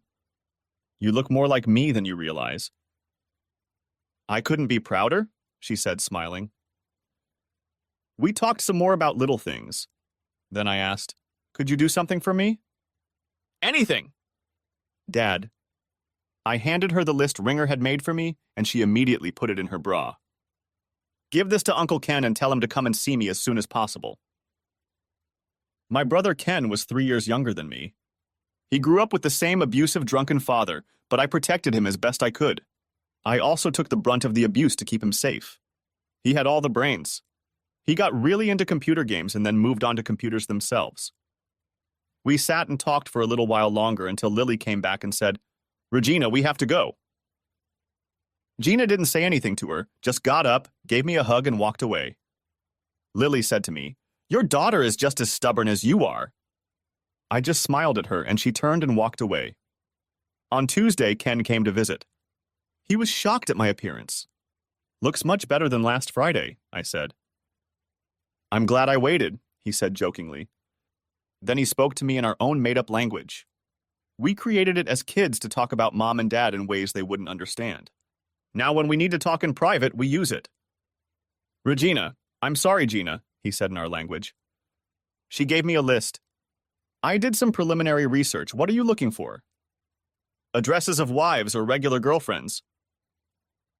He looked at me and then said in English, Oh, shit. Speaking our language, I said, That's all you have to do. Then give it to Gummy and ask him to visit me without the list. Gummy is the nickname of one of my gang members. Ken knew he still lived in his parents' old house in the Lansing neighborhood. I can do that. Anything else? No, that will be enough. But don't be a stranger. I could use a familiar face now and then. Aren't you going out soon? He asked. Not if I don't apologize, and you know me better than that. You've always been stubborn, he stated. Yeah, and it kept you from your father's drunken wrath, I said. He realized I was right and just smiled. I'll stop by in the next 2 weeks to see if you need anything else. That would be great. That same week, I went back to my regular cell, and Ringer informed me that things were going to go south and that there would be a price to pay. They just didn't know what for. The looks I was getting from the 2 guards as well as the 6 said, You better stay where you are or it will happen again. They didn't know yet that they were the ones who were going to be put in their place. Gummy came to visit and said to me, Ken gave me this. What do you want? Did you hear what they did to me? Yeah, I heard, he said. Ken must have told him. Return the favor, but to their loved ones. Just no DNA, use Steely Dan or his more flexible cousins, said I. He nodded. He understood what I meant. Then I said, all on the same day, preferably at the same time. Make sure they tell their loved ones, don't mess with Texas. I'll get my friends to help, he said and walked away. Someday he would avenge me. He knew how to do it in such a way that they wouldn't be able to identify anyone. But they would know the reason. A week passed, but I heard nothing. I was also waiting for another visit from my daughter. I didn't want to see Lily, but I knew she had to be here if Gina came. Tuesday morning, I noticed that 2 security guards were not at work. Tuesday was not usually a day off for them. In addition, one of the 6 was distracted and looked upset. It must have happened yesterday, I thought to myself. I talked to Ringer and asked him to tell him, "Don't mess with Tex." Soon several prisoners began to address me. "Hey, Tex!" After a couple of days, the 6s started throwing angry glances at me. 2 of the guards went back to work and glared at me. Ringer's friends, however, had my back. When one of the 6s approached me, 8 of my new friends came up and surrounded us. The guy said, "You're a piece of shit. I don't know how you did it, but my girlfriend dumped me. She told me she didn't want to risk getting hurt again. Then she said, I was told, don't mess with Texas." I just looked at him, smiled, and said, "That sounds like good advice. I told you all that you shouldn't do what you did. Now your women know how it feels. An eye for an eye with a twist. The twist is that you hurt me, and I hurt those you care about. Tell them all that next time it will be their mothers." His eyes got big and he turned back to his buddies. Shortly afterward, 2 guards came up to me and said, "Who do you think you are? We are going to make your stay here a living hell." Well, then I guess your wives better get used to being taken in the ass. They might even enjoy it. After that, one of the guards approached me to hit me. I did not resist. A minute or 2 after he let him beat me, he was dragged away by another guard. Many prisoners witnessed this. I'm sure the cameras saw it too. I was brought back to the infirmary and met Beth, the nurse who helped me the first time. "So, we've got a troublemaker here, huh?" I didn't throw any punches. "The guard just started hitting me," said I. "There will be an investigation this time. There were too many witnesses. He will probably lose his job because of it." "One less asshole security guard," I said. "These guards are keeping you safe, believe it or not." "He certainly didn't keep me safe last time." "More than that, he let it happen," I replied. "She bandaged me up and told me I would have to stay overnight for observation. I wondered if she just wanted to look at my pretty face, which was pretty wrinkled." The guard was suspended from work pending the investigation. The other guard kept throwing stern glances at me, but didn't dare say anything to me. Perhaps he realized, don't mess with Texas. Gina hadn't come to see me in 3 weeks, and I kept wondering what was going on. Ken finally came in and told me that Lily was refusing to bring Gina to visit. That pissed me off even more. My ex-wife was hiding my daughter from me. Lily arrived at the end of the month. She had almost left Gina at home, but Gina wouldn't get out of the car no matter how much she screamed and yelled. Lily came in to see me and was already furious. "Your daughter is acting impossible." "She hardly ever talks to me. She's just as stubborn as you are." "You said that last time you were here. Why don't you ask the judge to reverse his decision and hand her over to me? I'd be happy to take her off your hands," I told her. "You're not getting her." "She needs to go to a good school so she can accomplish something." "Oak Forest is a good school and she loved it there," I told her. "It's not even close to Wilmette." "She's getting a great education and meeting people who can help her in the future," she replied. "Our daughter will make her own way in life. She doesn't need to ride on someone else's coattails," I objected. "You're just so stubborn that you can't see any good it can do." "Lily, we've argued about this 100 times. You're never going to change my mind, and I'm not going to change yours. Why did you come here in the first place? I know it wasn't to bring Gina to me." "Her name is Regina, not Gina." "Well, that's not what she wants to be called." "Don't you want her to be an independent woman?" "You mean stubbornness?" said Lily. "No, I mean independent. Able to think for herself, to decide what's right for her, not go along with a guy with money or power. Or maybe big stick." She looked at me and grinned. She knew that last comment was meant for her. "Anyway, that's it." She said, "I need spousal support payments. I need to buy things and pay bills." "Well, you'll have to pay for them out of your paycheck. I can't get checks from my S-Corp while I'm incarcerated, and I don't have to. No job, no paycheck. That's how it works in the real world." What do you mean? I can't pay all the bills on my paycheck. Well, you should have thought of that before taking me to court, I replied. Well, you acted like a jackass by paying in change. Well, now you won't get paid because I'm in jail. You must, she said. No, I don't. What are they going to do to me? Put me in jail if I don't. Oh, I'm already in jail. It wouldn't be very wise of them to get me out to throw me back in. What am I going to do about the bills? She whined. I looked at her and said, Get one of your lawyer buddies to pay the bills. I'm sure you deserve it. With those words, she ran out of the room. Gina came in. I was so happy to see her. Wow, you really pissed her off, she said. She expects me to keep paying her spousal support while I'm in jail. Ha, good luck with that, said I. How are you holding up, Dad? Don't worry about me, I'll be fine. How are you doing? I hear you're still not talking to your mom. Not very often, just when I have to, she said. So when are you getting out of here? Honey, I refuse to apologize to that asshole judge. I'll only apologize if he gives you back to me. I don't think that's going to happen anytime soon. I probably won't get out of here until my 6 months is up. I understand, she said sadly. You know it's my birthday next month. I'd like you to come out so we can celebrate, but I don't want you to go against your principles. We can celebrate when you come out. It was tearing me apart. I began to reconsider my position. By being here, I was hurting my little girl. Then Gina said something that put things into perspective. If a man has no principles, he has nothing. As Abraham Lincoln said, important principles can and should be unbending, she pronounced. Where did you hear that? I asked. My counselor, Alex, Dr. Hodges, is at school.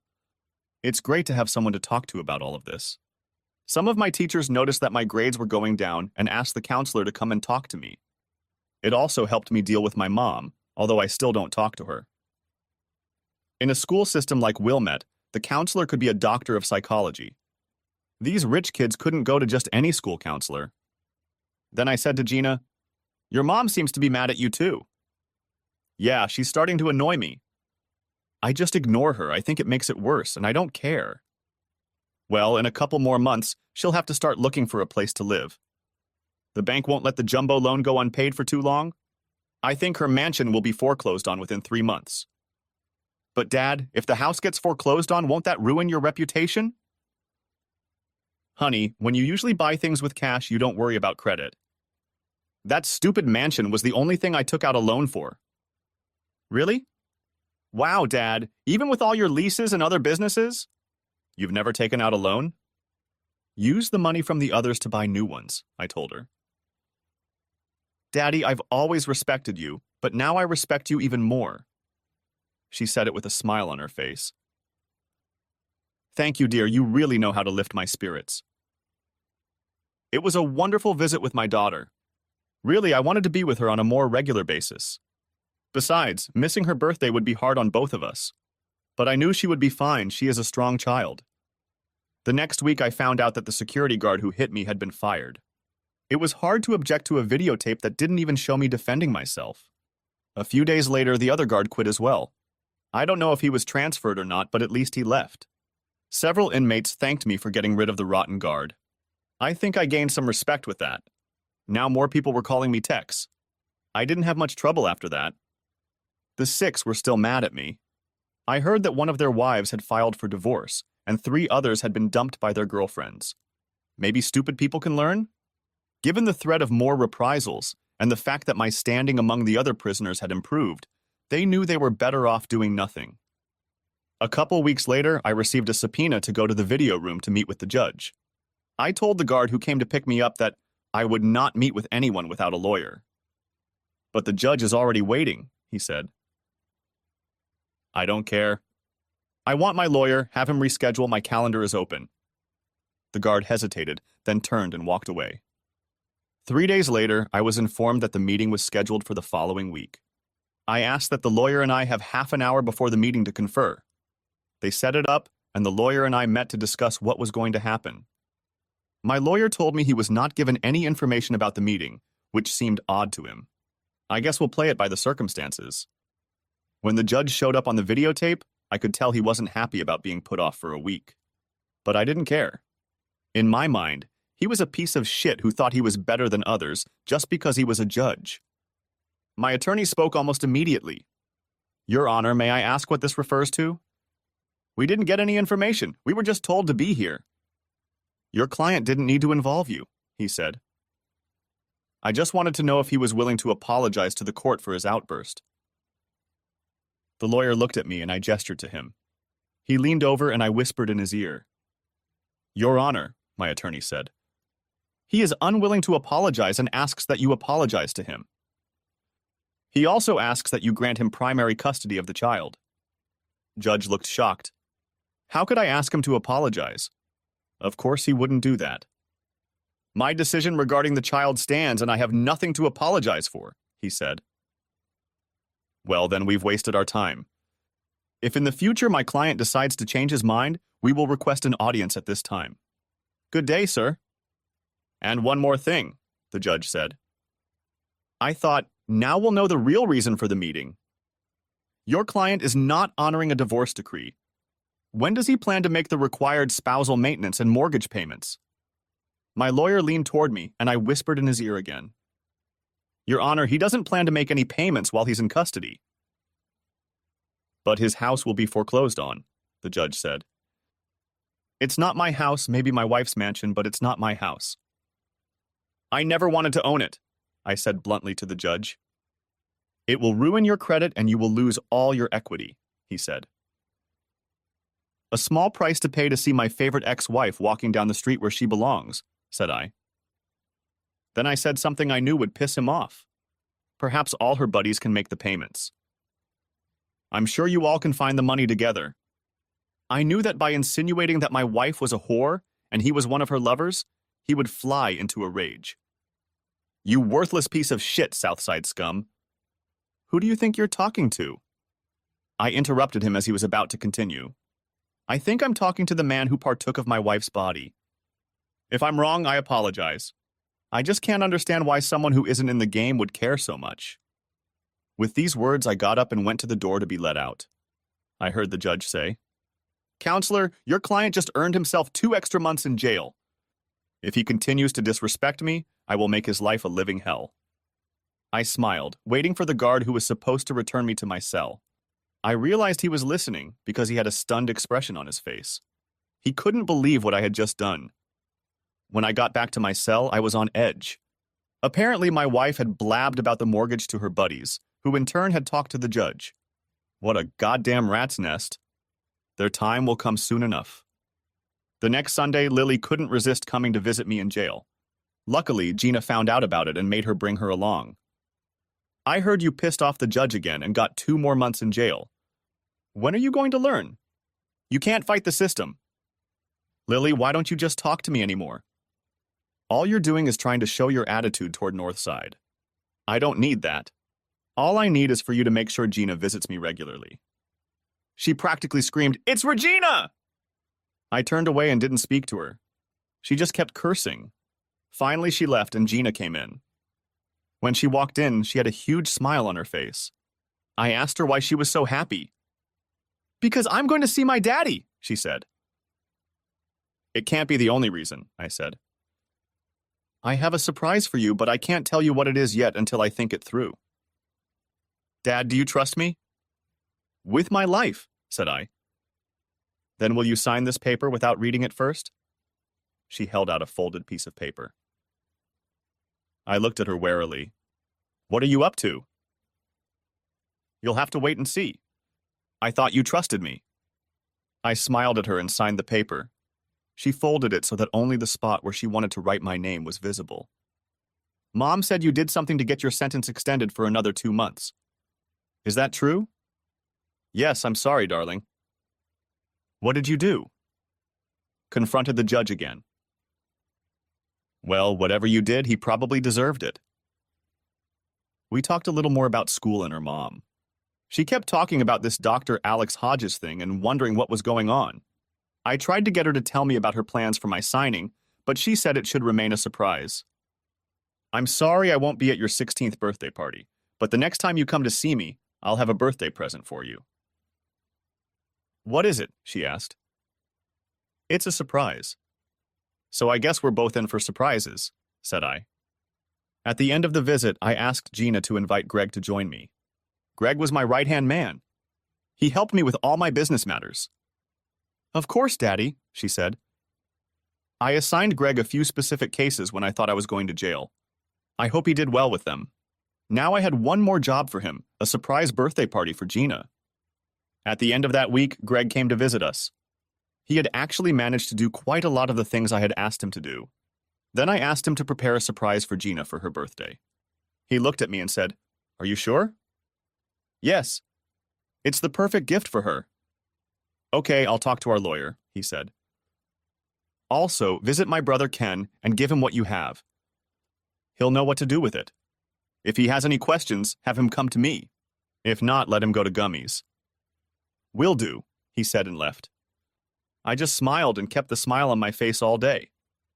Gummy knew my devious mind and was going to get back at me while I was guilt-free in jail. By the end of the month, my popularity among the prisoners had grown. A guard must have told someone how I treated the judge, and as in any other organization, word spread among the prisoners. Pretty soon everyone was calling me Tex. Also, towards the end of the month, I had a visitor. I went into the room and saw Lily sitting there. I was about to turn around and leave when she said, "Kurt, please stop. I need to talk to you." "I have nothing to say to you, Lily," I replied. "We're going to lose our house. You have to give me some money to stop the foreclosure," she pleaded. "This is your house, Lily. I never wanted it, but you kept nagging me until I gave in. This house means nothing to me, and in a falling market we don't have any equity. Let the bank take it." "Kurt, you can't do this." "You have to help me." "Go and ask your buddies for help. I'm sure they have enough money." "Then you can really become the whore you are." "Why are you doing this to me?" she cried. "Why did you lie and tell the judge I was molesting our daughter?" She didn't know what to say. She realized she had done me wrong. She cried and I left.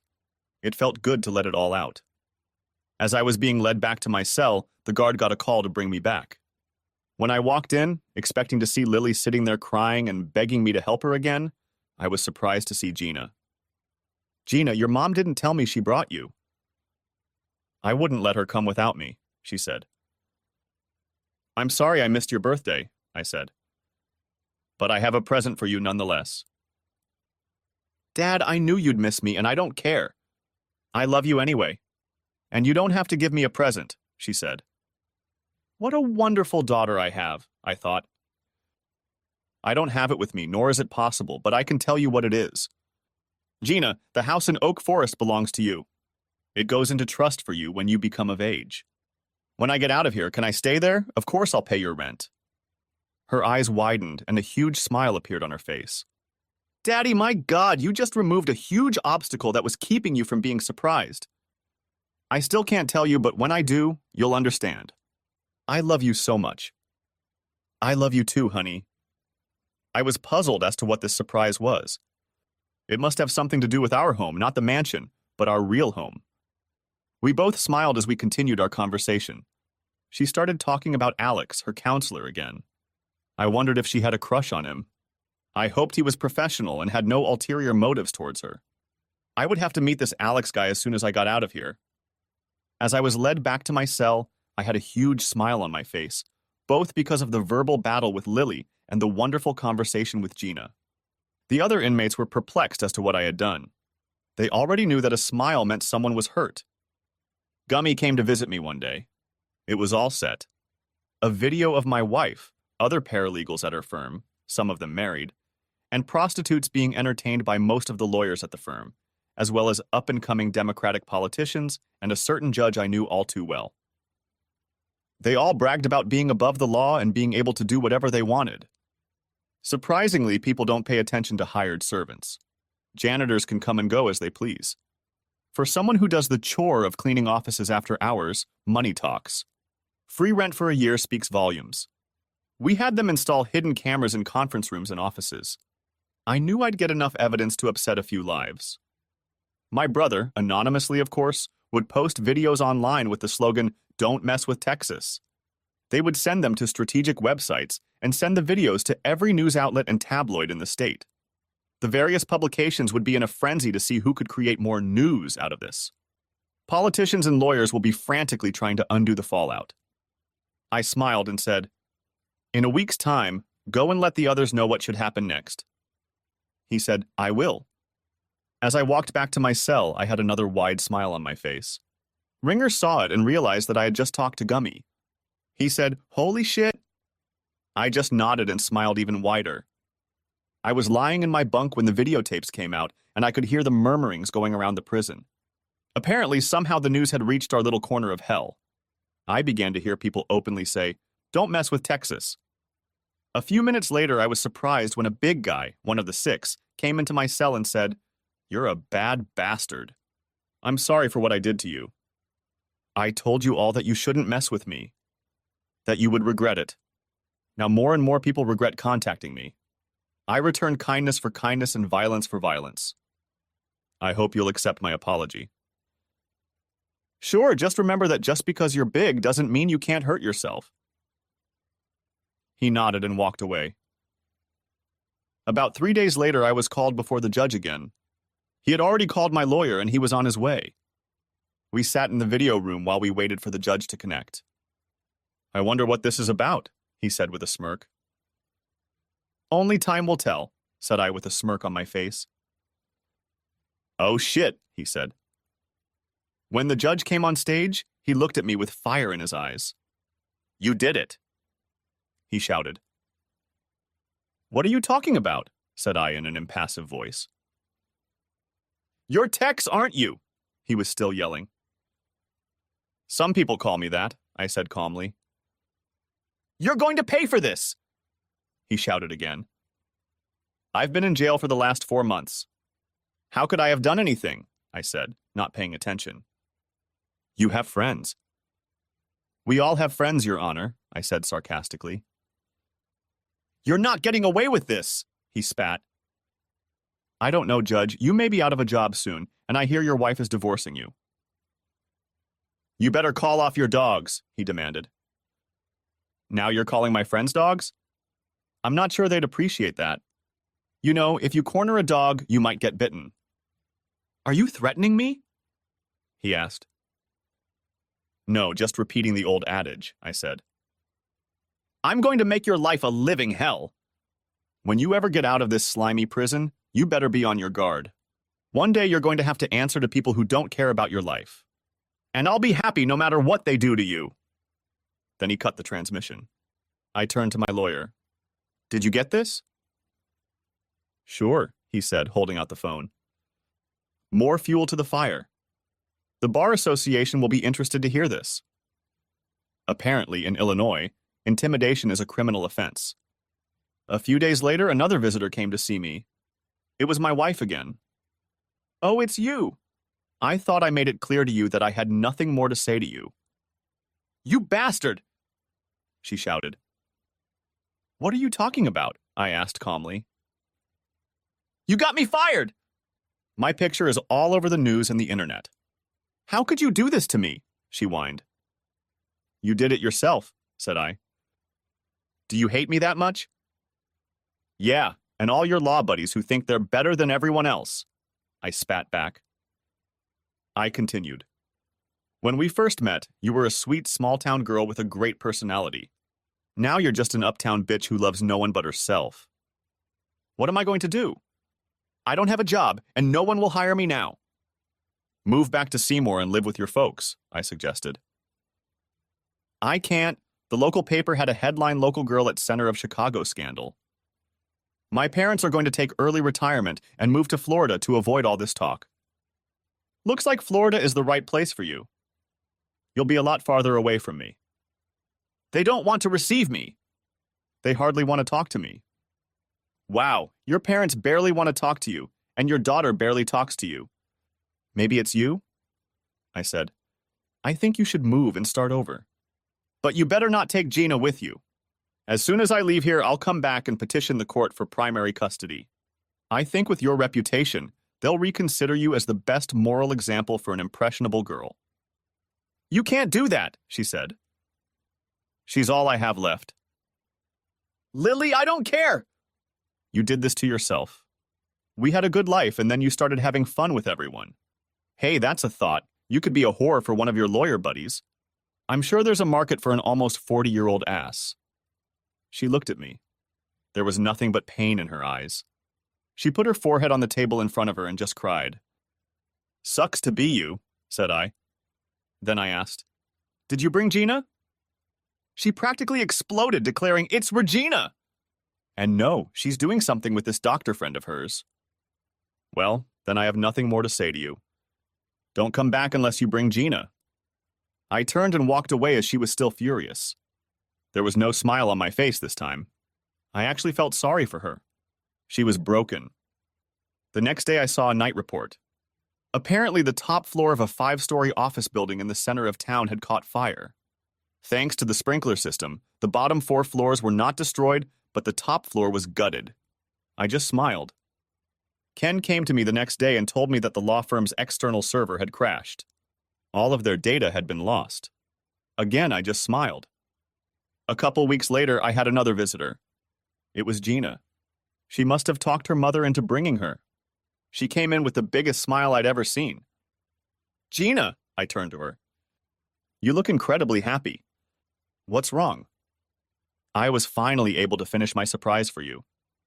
You'll never guess what it is. Well, I know from our last conversation that it has something to do with the house in Oak Forest. Don't tell me you and Mom moved there. I know she'd rather live anywhere but there. You're half right, she said. I looked at him puzzled. Mom is being evicted from the Wilmette house, and I'm moving into the Oak Forest house. How can you do that? After all, by court order, she's got primary custody of you until you're of age? I asked. What a surprise. I'm legally an adult. Now I was really puzzled. I've achieved emancipation. That's what Alex and I have been working on for the last 2 months. Once you put the house in trust, everything fell into place for me. I needed somewhere safe to live, and our old neighborhood is perfect for that.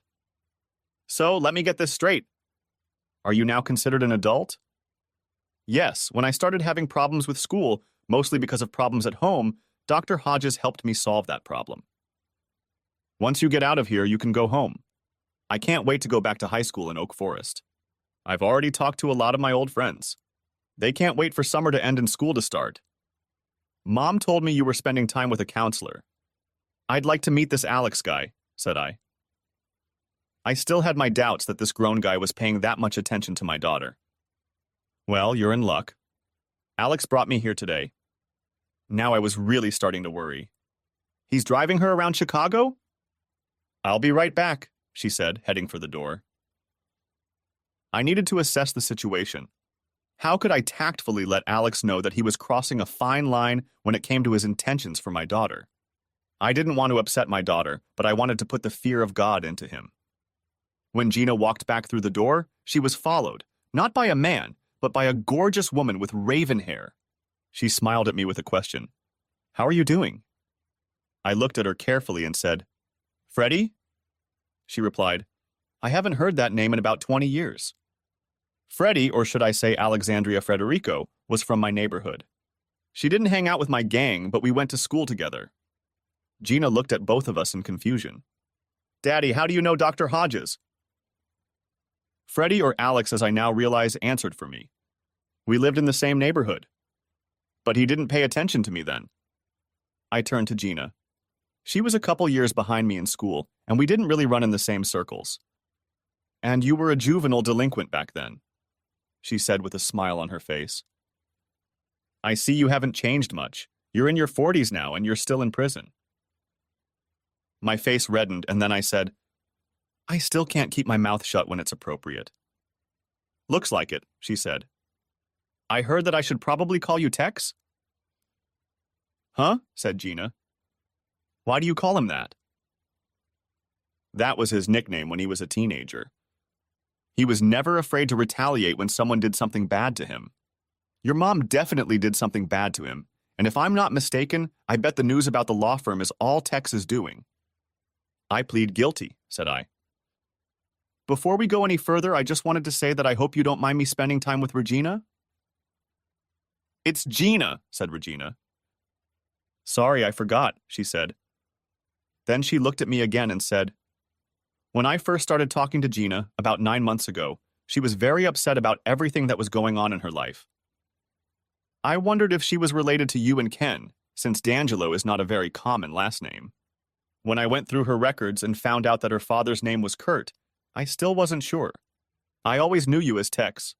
When she told me you were in prison, I was sure it was you. I felt really bad then, I admitted. You must have changed and become successful since you have a house in Wilmette, she stated. It's just a house, it's never been my home, I said. Then Gina spoke up. Yes, our real home is in Oak Forest. South Side, but in a much better neighborhood than where we grew up, said Alex. Yeah, if we'd stayed there, maybe we wouldn't be where we are now, said I, and then got sad. Perhaps it was true. If Lily had been content in our loving home, we would still be happily married. We talked some more, and then I took Freddie aside and said, I really appreciate you taking time out of your family to help her. Thank you also for helping her become emancipated. It will make all the difference. It's all right, Tex. She's like family to me. I've grown very attached to her. Okay. Thanks again. When you get out of here, you can take us all out to dinner somewhere, she said. I will if I ever get out of here. The next 2 weeks passed without any new developments, just the daily routine in prison. Gina and Freddie came to visit on Sundays. I was very pleased that Freddie took Gina under her wing. Gina told me that Alex helped her decorate the house. They bought new furniture and other decorations. When I asked where they got the money from, she said, From Uncle Ken, of course. I have money set aside for my needs, right? Yeah, I just didn't want it to come out that Freddie was paying for something. She helped me a lot, but she didn't buy any of it. I hope it's not all girly stuff in there. I'd like to feel at home there. Don't worry, your man cave will still be a man cave. She was talking about the basement. I remodeled it to be a hideout for myself. Living in a house with 2 women can get boring after a while. You just need somewhere private. When they left, I lay there thinking about how my daughter was growing up. She was an adult now. Soon I would be on my own. In a couple years she would be off to college and then who knows where. I hoped I could meet someone who appreciated the simple things in life. And on Monday I had another visitor, Lily, again. When I saw her, I turned around and almost flew back out the door. Then she said, Kurt, wait, we need to talk. I turned around. Now what? I thought. Do you know what our daughter did? What are you talking about, Lily? I asked. She went and got emancipation. She doesn't have to live with any of us anymore. In fact, she's already moved out and I don't know where she went. Oh, that, I said. So you know? Did you put her up to it? She accused. No, she did it on her own. The school counselor helped her. So where is she staying at the counselor's? No, she's back home. She moved back to the South Side? What about school? She asked. She'll be back in Oak Forest in the fall, I said. She hated that school in Wilmette, Lily. She was always despised for being a kid from the projects, as they called it. She never belonged in high society. You took her out of a school she liked, where she had a lot of good friends, and put her in a situation that hurt her ego and gave her an inferiority complex. By moving her there, you did her more harm than good. I was just trying to make sure she got a good education, she stated. Children learn more from their parents' example than they do in the classroom. We were her teachers of what she would face in life. What do you think your example will teach her? I hope it teaches her what not to do. Our job as parents is to raise law-abiding, responsible adults. I hope we have accomplished that, and I hope she will overlook our failures, especially our marriage. It wasn't that bad, she said. No, but that's how it ended up. Lily, I hope you find what you're looking for. Obviously, I didn't have it. She looked at me. I saw sadness and regret in her eyes. I got up from the table and walked out. I felt sorry for her again. Finally, the day came when I was to be released. This time I was summoned to the real court. Gina and Freddie were there, as well as Lily. As I sat waiting for the judge, I wondered what he would say this time. I still wasn't going to apologize. The bailiff ordered us to all rise. We stood up as the judge entered. It wasn't the same judge. I wondered if he had lost his job. The judge reviewed all the facts presented to him regarding my situation. Then he looked at me. "So, Mr. D'Angelo, what do you have to say for yourself?" I hesitated, then said, "I guess I should say to myself that I've done my original 6 months plus 2 more." "At any time you could have apologized and walked free," he said. I didn't feel the other judge deserved my apology, so I carried out his sentence. "You are a stubborn man, Mr. D'Angelo." "I prefer to call it strong-willed, and it has helped me succeed in business and in life," I replied. "As for your divorce agreement, it remains in effect, and you will have to pay compensation for the months you did not honor it." Then my attorney spoke. "Your Honor, my client will gladly pay what he owes. We estimate it to be just under $20,000. He will generously pay her the entire $20,000 today with the understanding that he has met his financial obligations and will not pay her again." With those words, Lily stood up and said, "What? You owe me more than that, and you have to keep paying me until Regina turns 18. "Miss," said the judge, "I'll handle all the transactions in my courtroom. Now, counselor, how did you arrive at that figure?" "Your Honor, my client paid the down payment of spousal support, mortgage and insurance, and gave money for his daughter's support. He continued to pay for his daughter's insurance and maintenance throughout his incarceration. He did not pay his ex-wife's spousal support or mortgage payment because he was not working and could not get a paycheck. Now that he can work again, he can start earning money." The judge looked at the numbers and then said, "Your client has been incarcerated for 8 months. Spousal support alone will be $16,000, not to mention the mortgage payments. Your Honor, if you read the transcript of the judgment, it says until the minor child becomes an adult. Your Honor, the child in question was emancipated within the last 3 months. The legal documents are in your possession, and the house was foreclosed on 3 months ago as well. Thus, there can be no payments on a loan that no longer exists. Therefore, the amount owed is $19,782. He will gladly pay her the full $20,000 and consider his relationship with her terminated in all respects." He looked at the transcript and then back at our figures. He couldn't see how he could get his head around what was written in black and white in front of him. "I'll have to look into the matter some more, but if what you've given me is correct, I'll accept that figure." Then he looked at Lily and me and said, "You have a child together." "Yes, she is an adult from the court's point of view. However, she is still a teenager with teenage issues and needs. She needs both of you to be civil to each other so she can continue to develop in a healthy way. You all need to be polite to each other." Then, looking directly at me, he said, "And you must be civil to others involved in the events that led to your divorce." "May I have your word on that, Mr. D'Angelo?" "Yes, Your Honor," I said. "Mrs. D'Angelo?" he asked. "Yes, Your Honor," she said. "And Regina?" he said, peering into the gallery. "It's Gina, but yes, Your Honor," she said.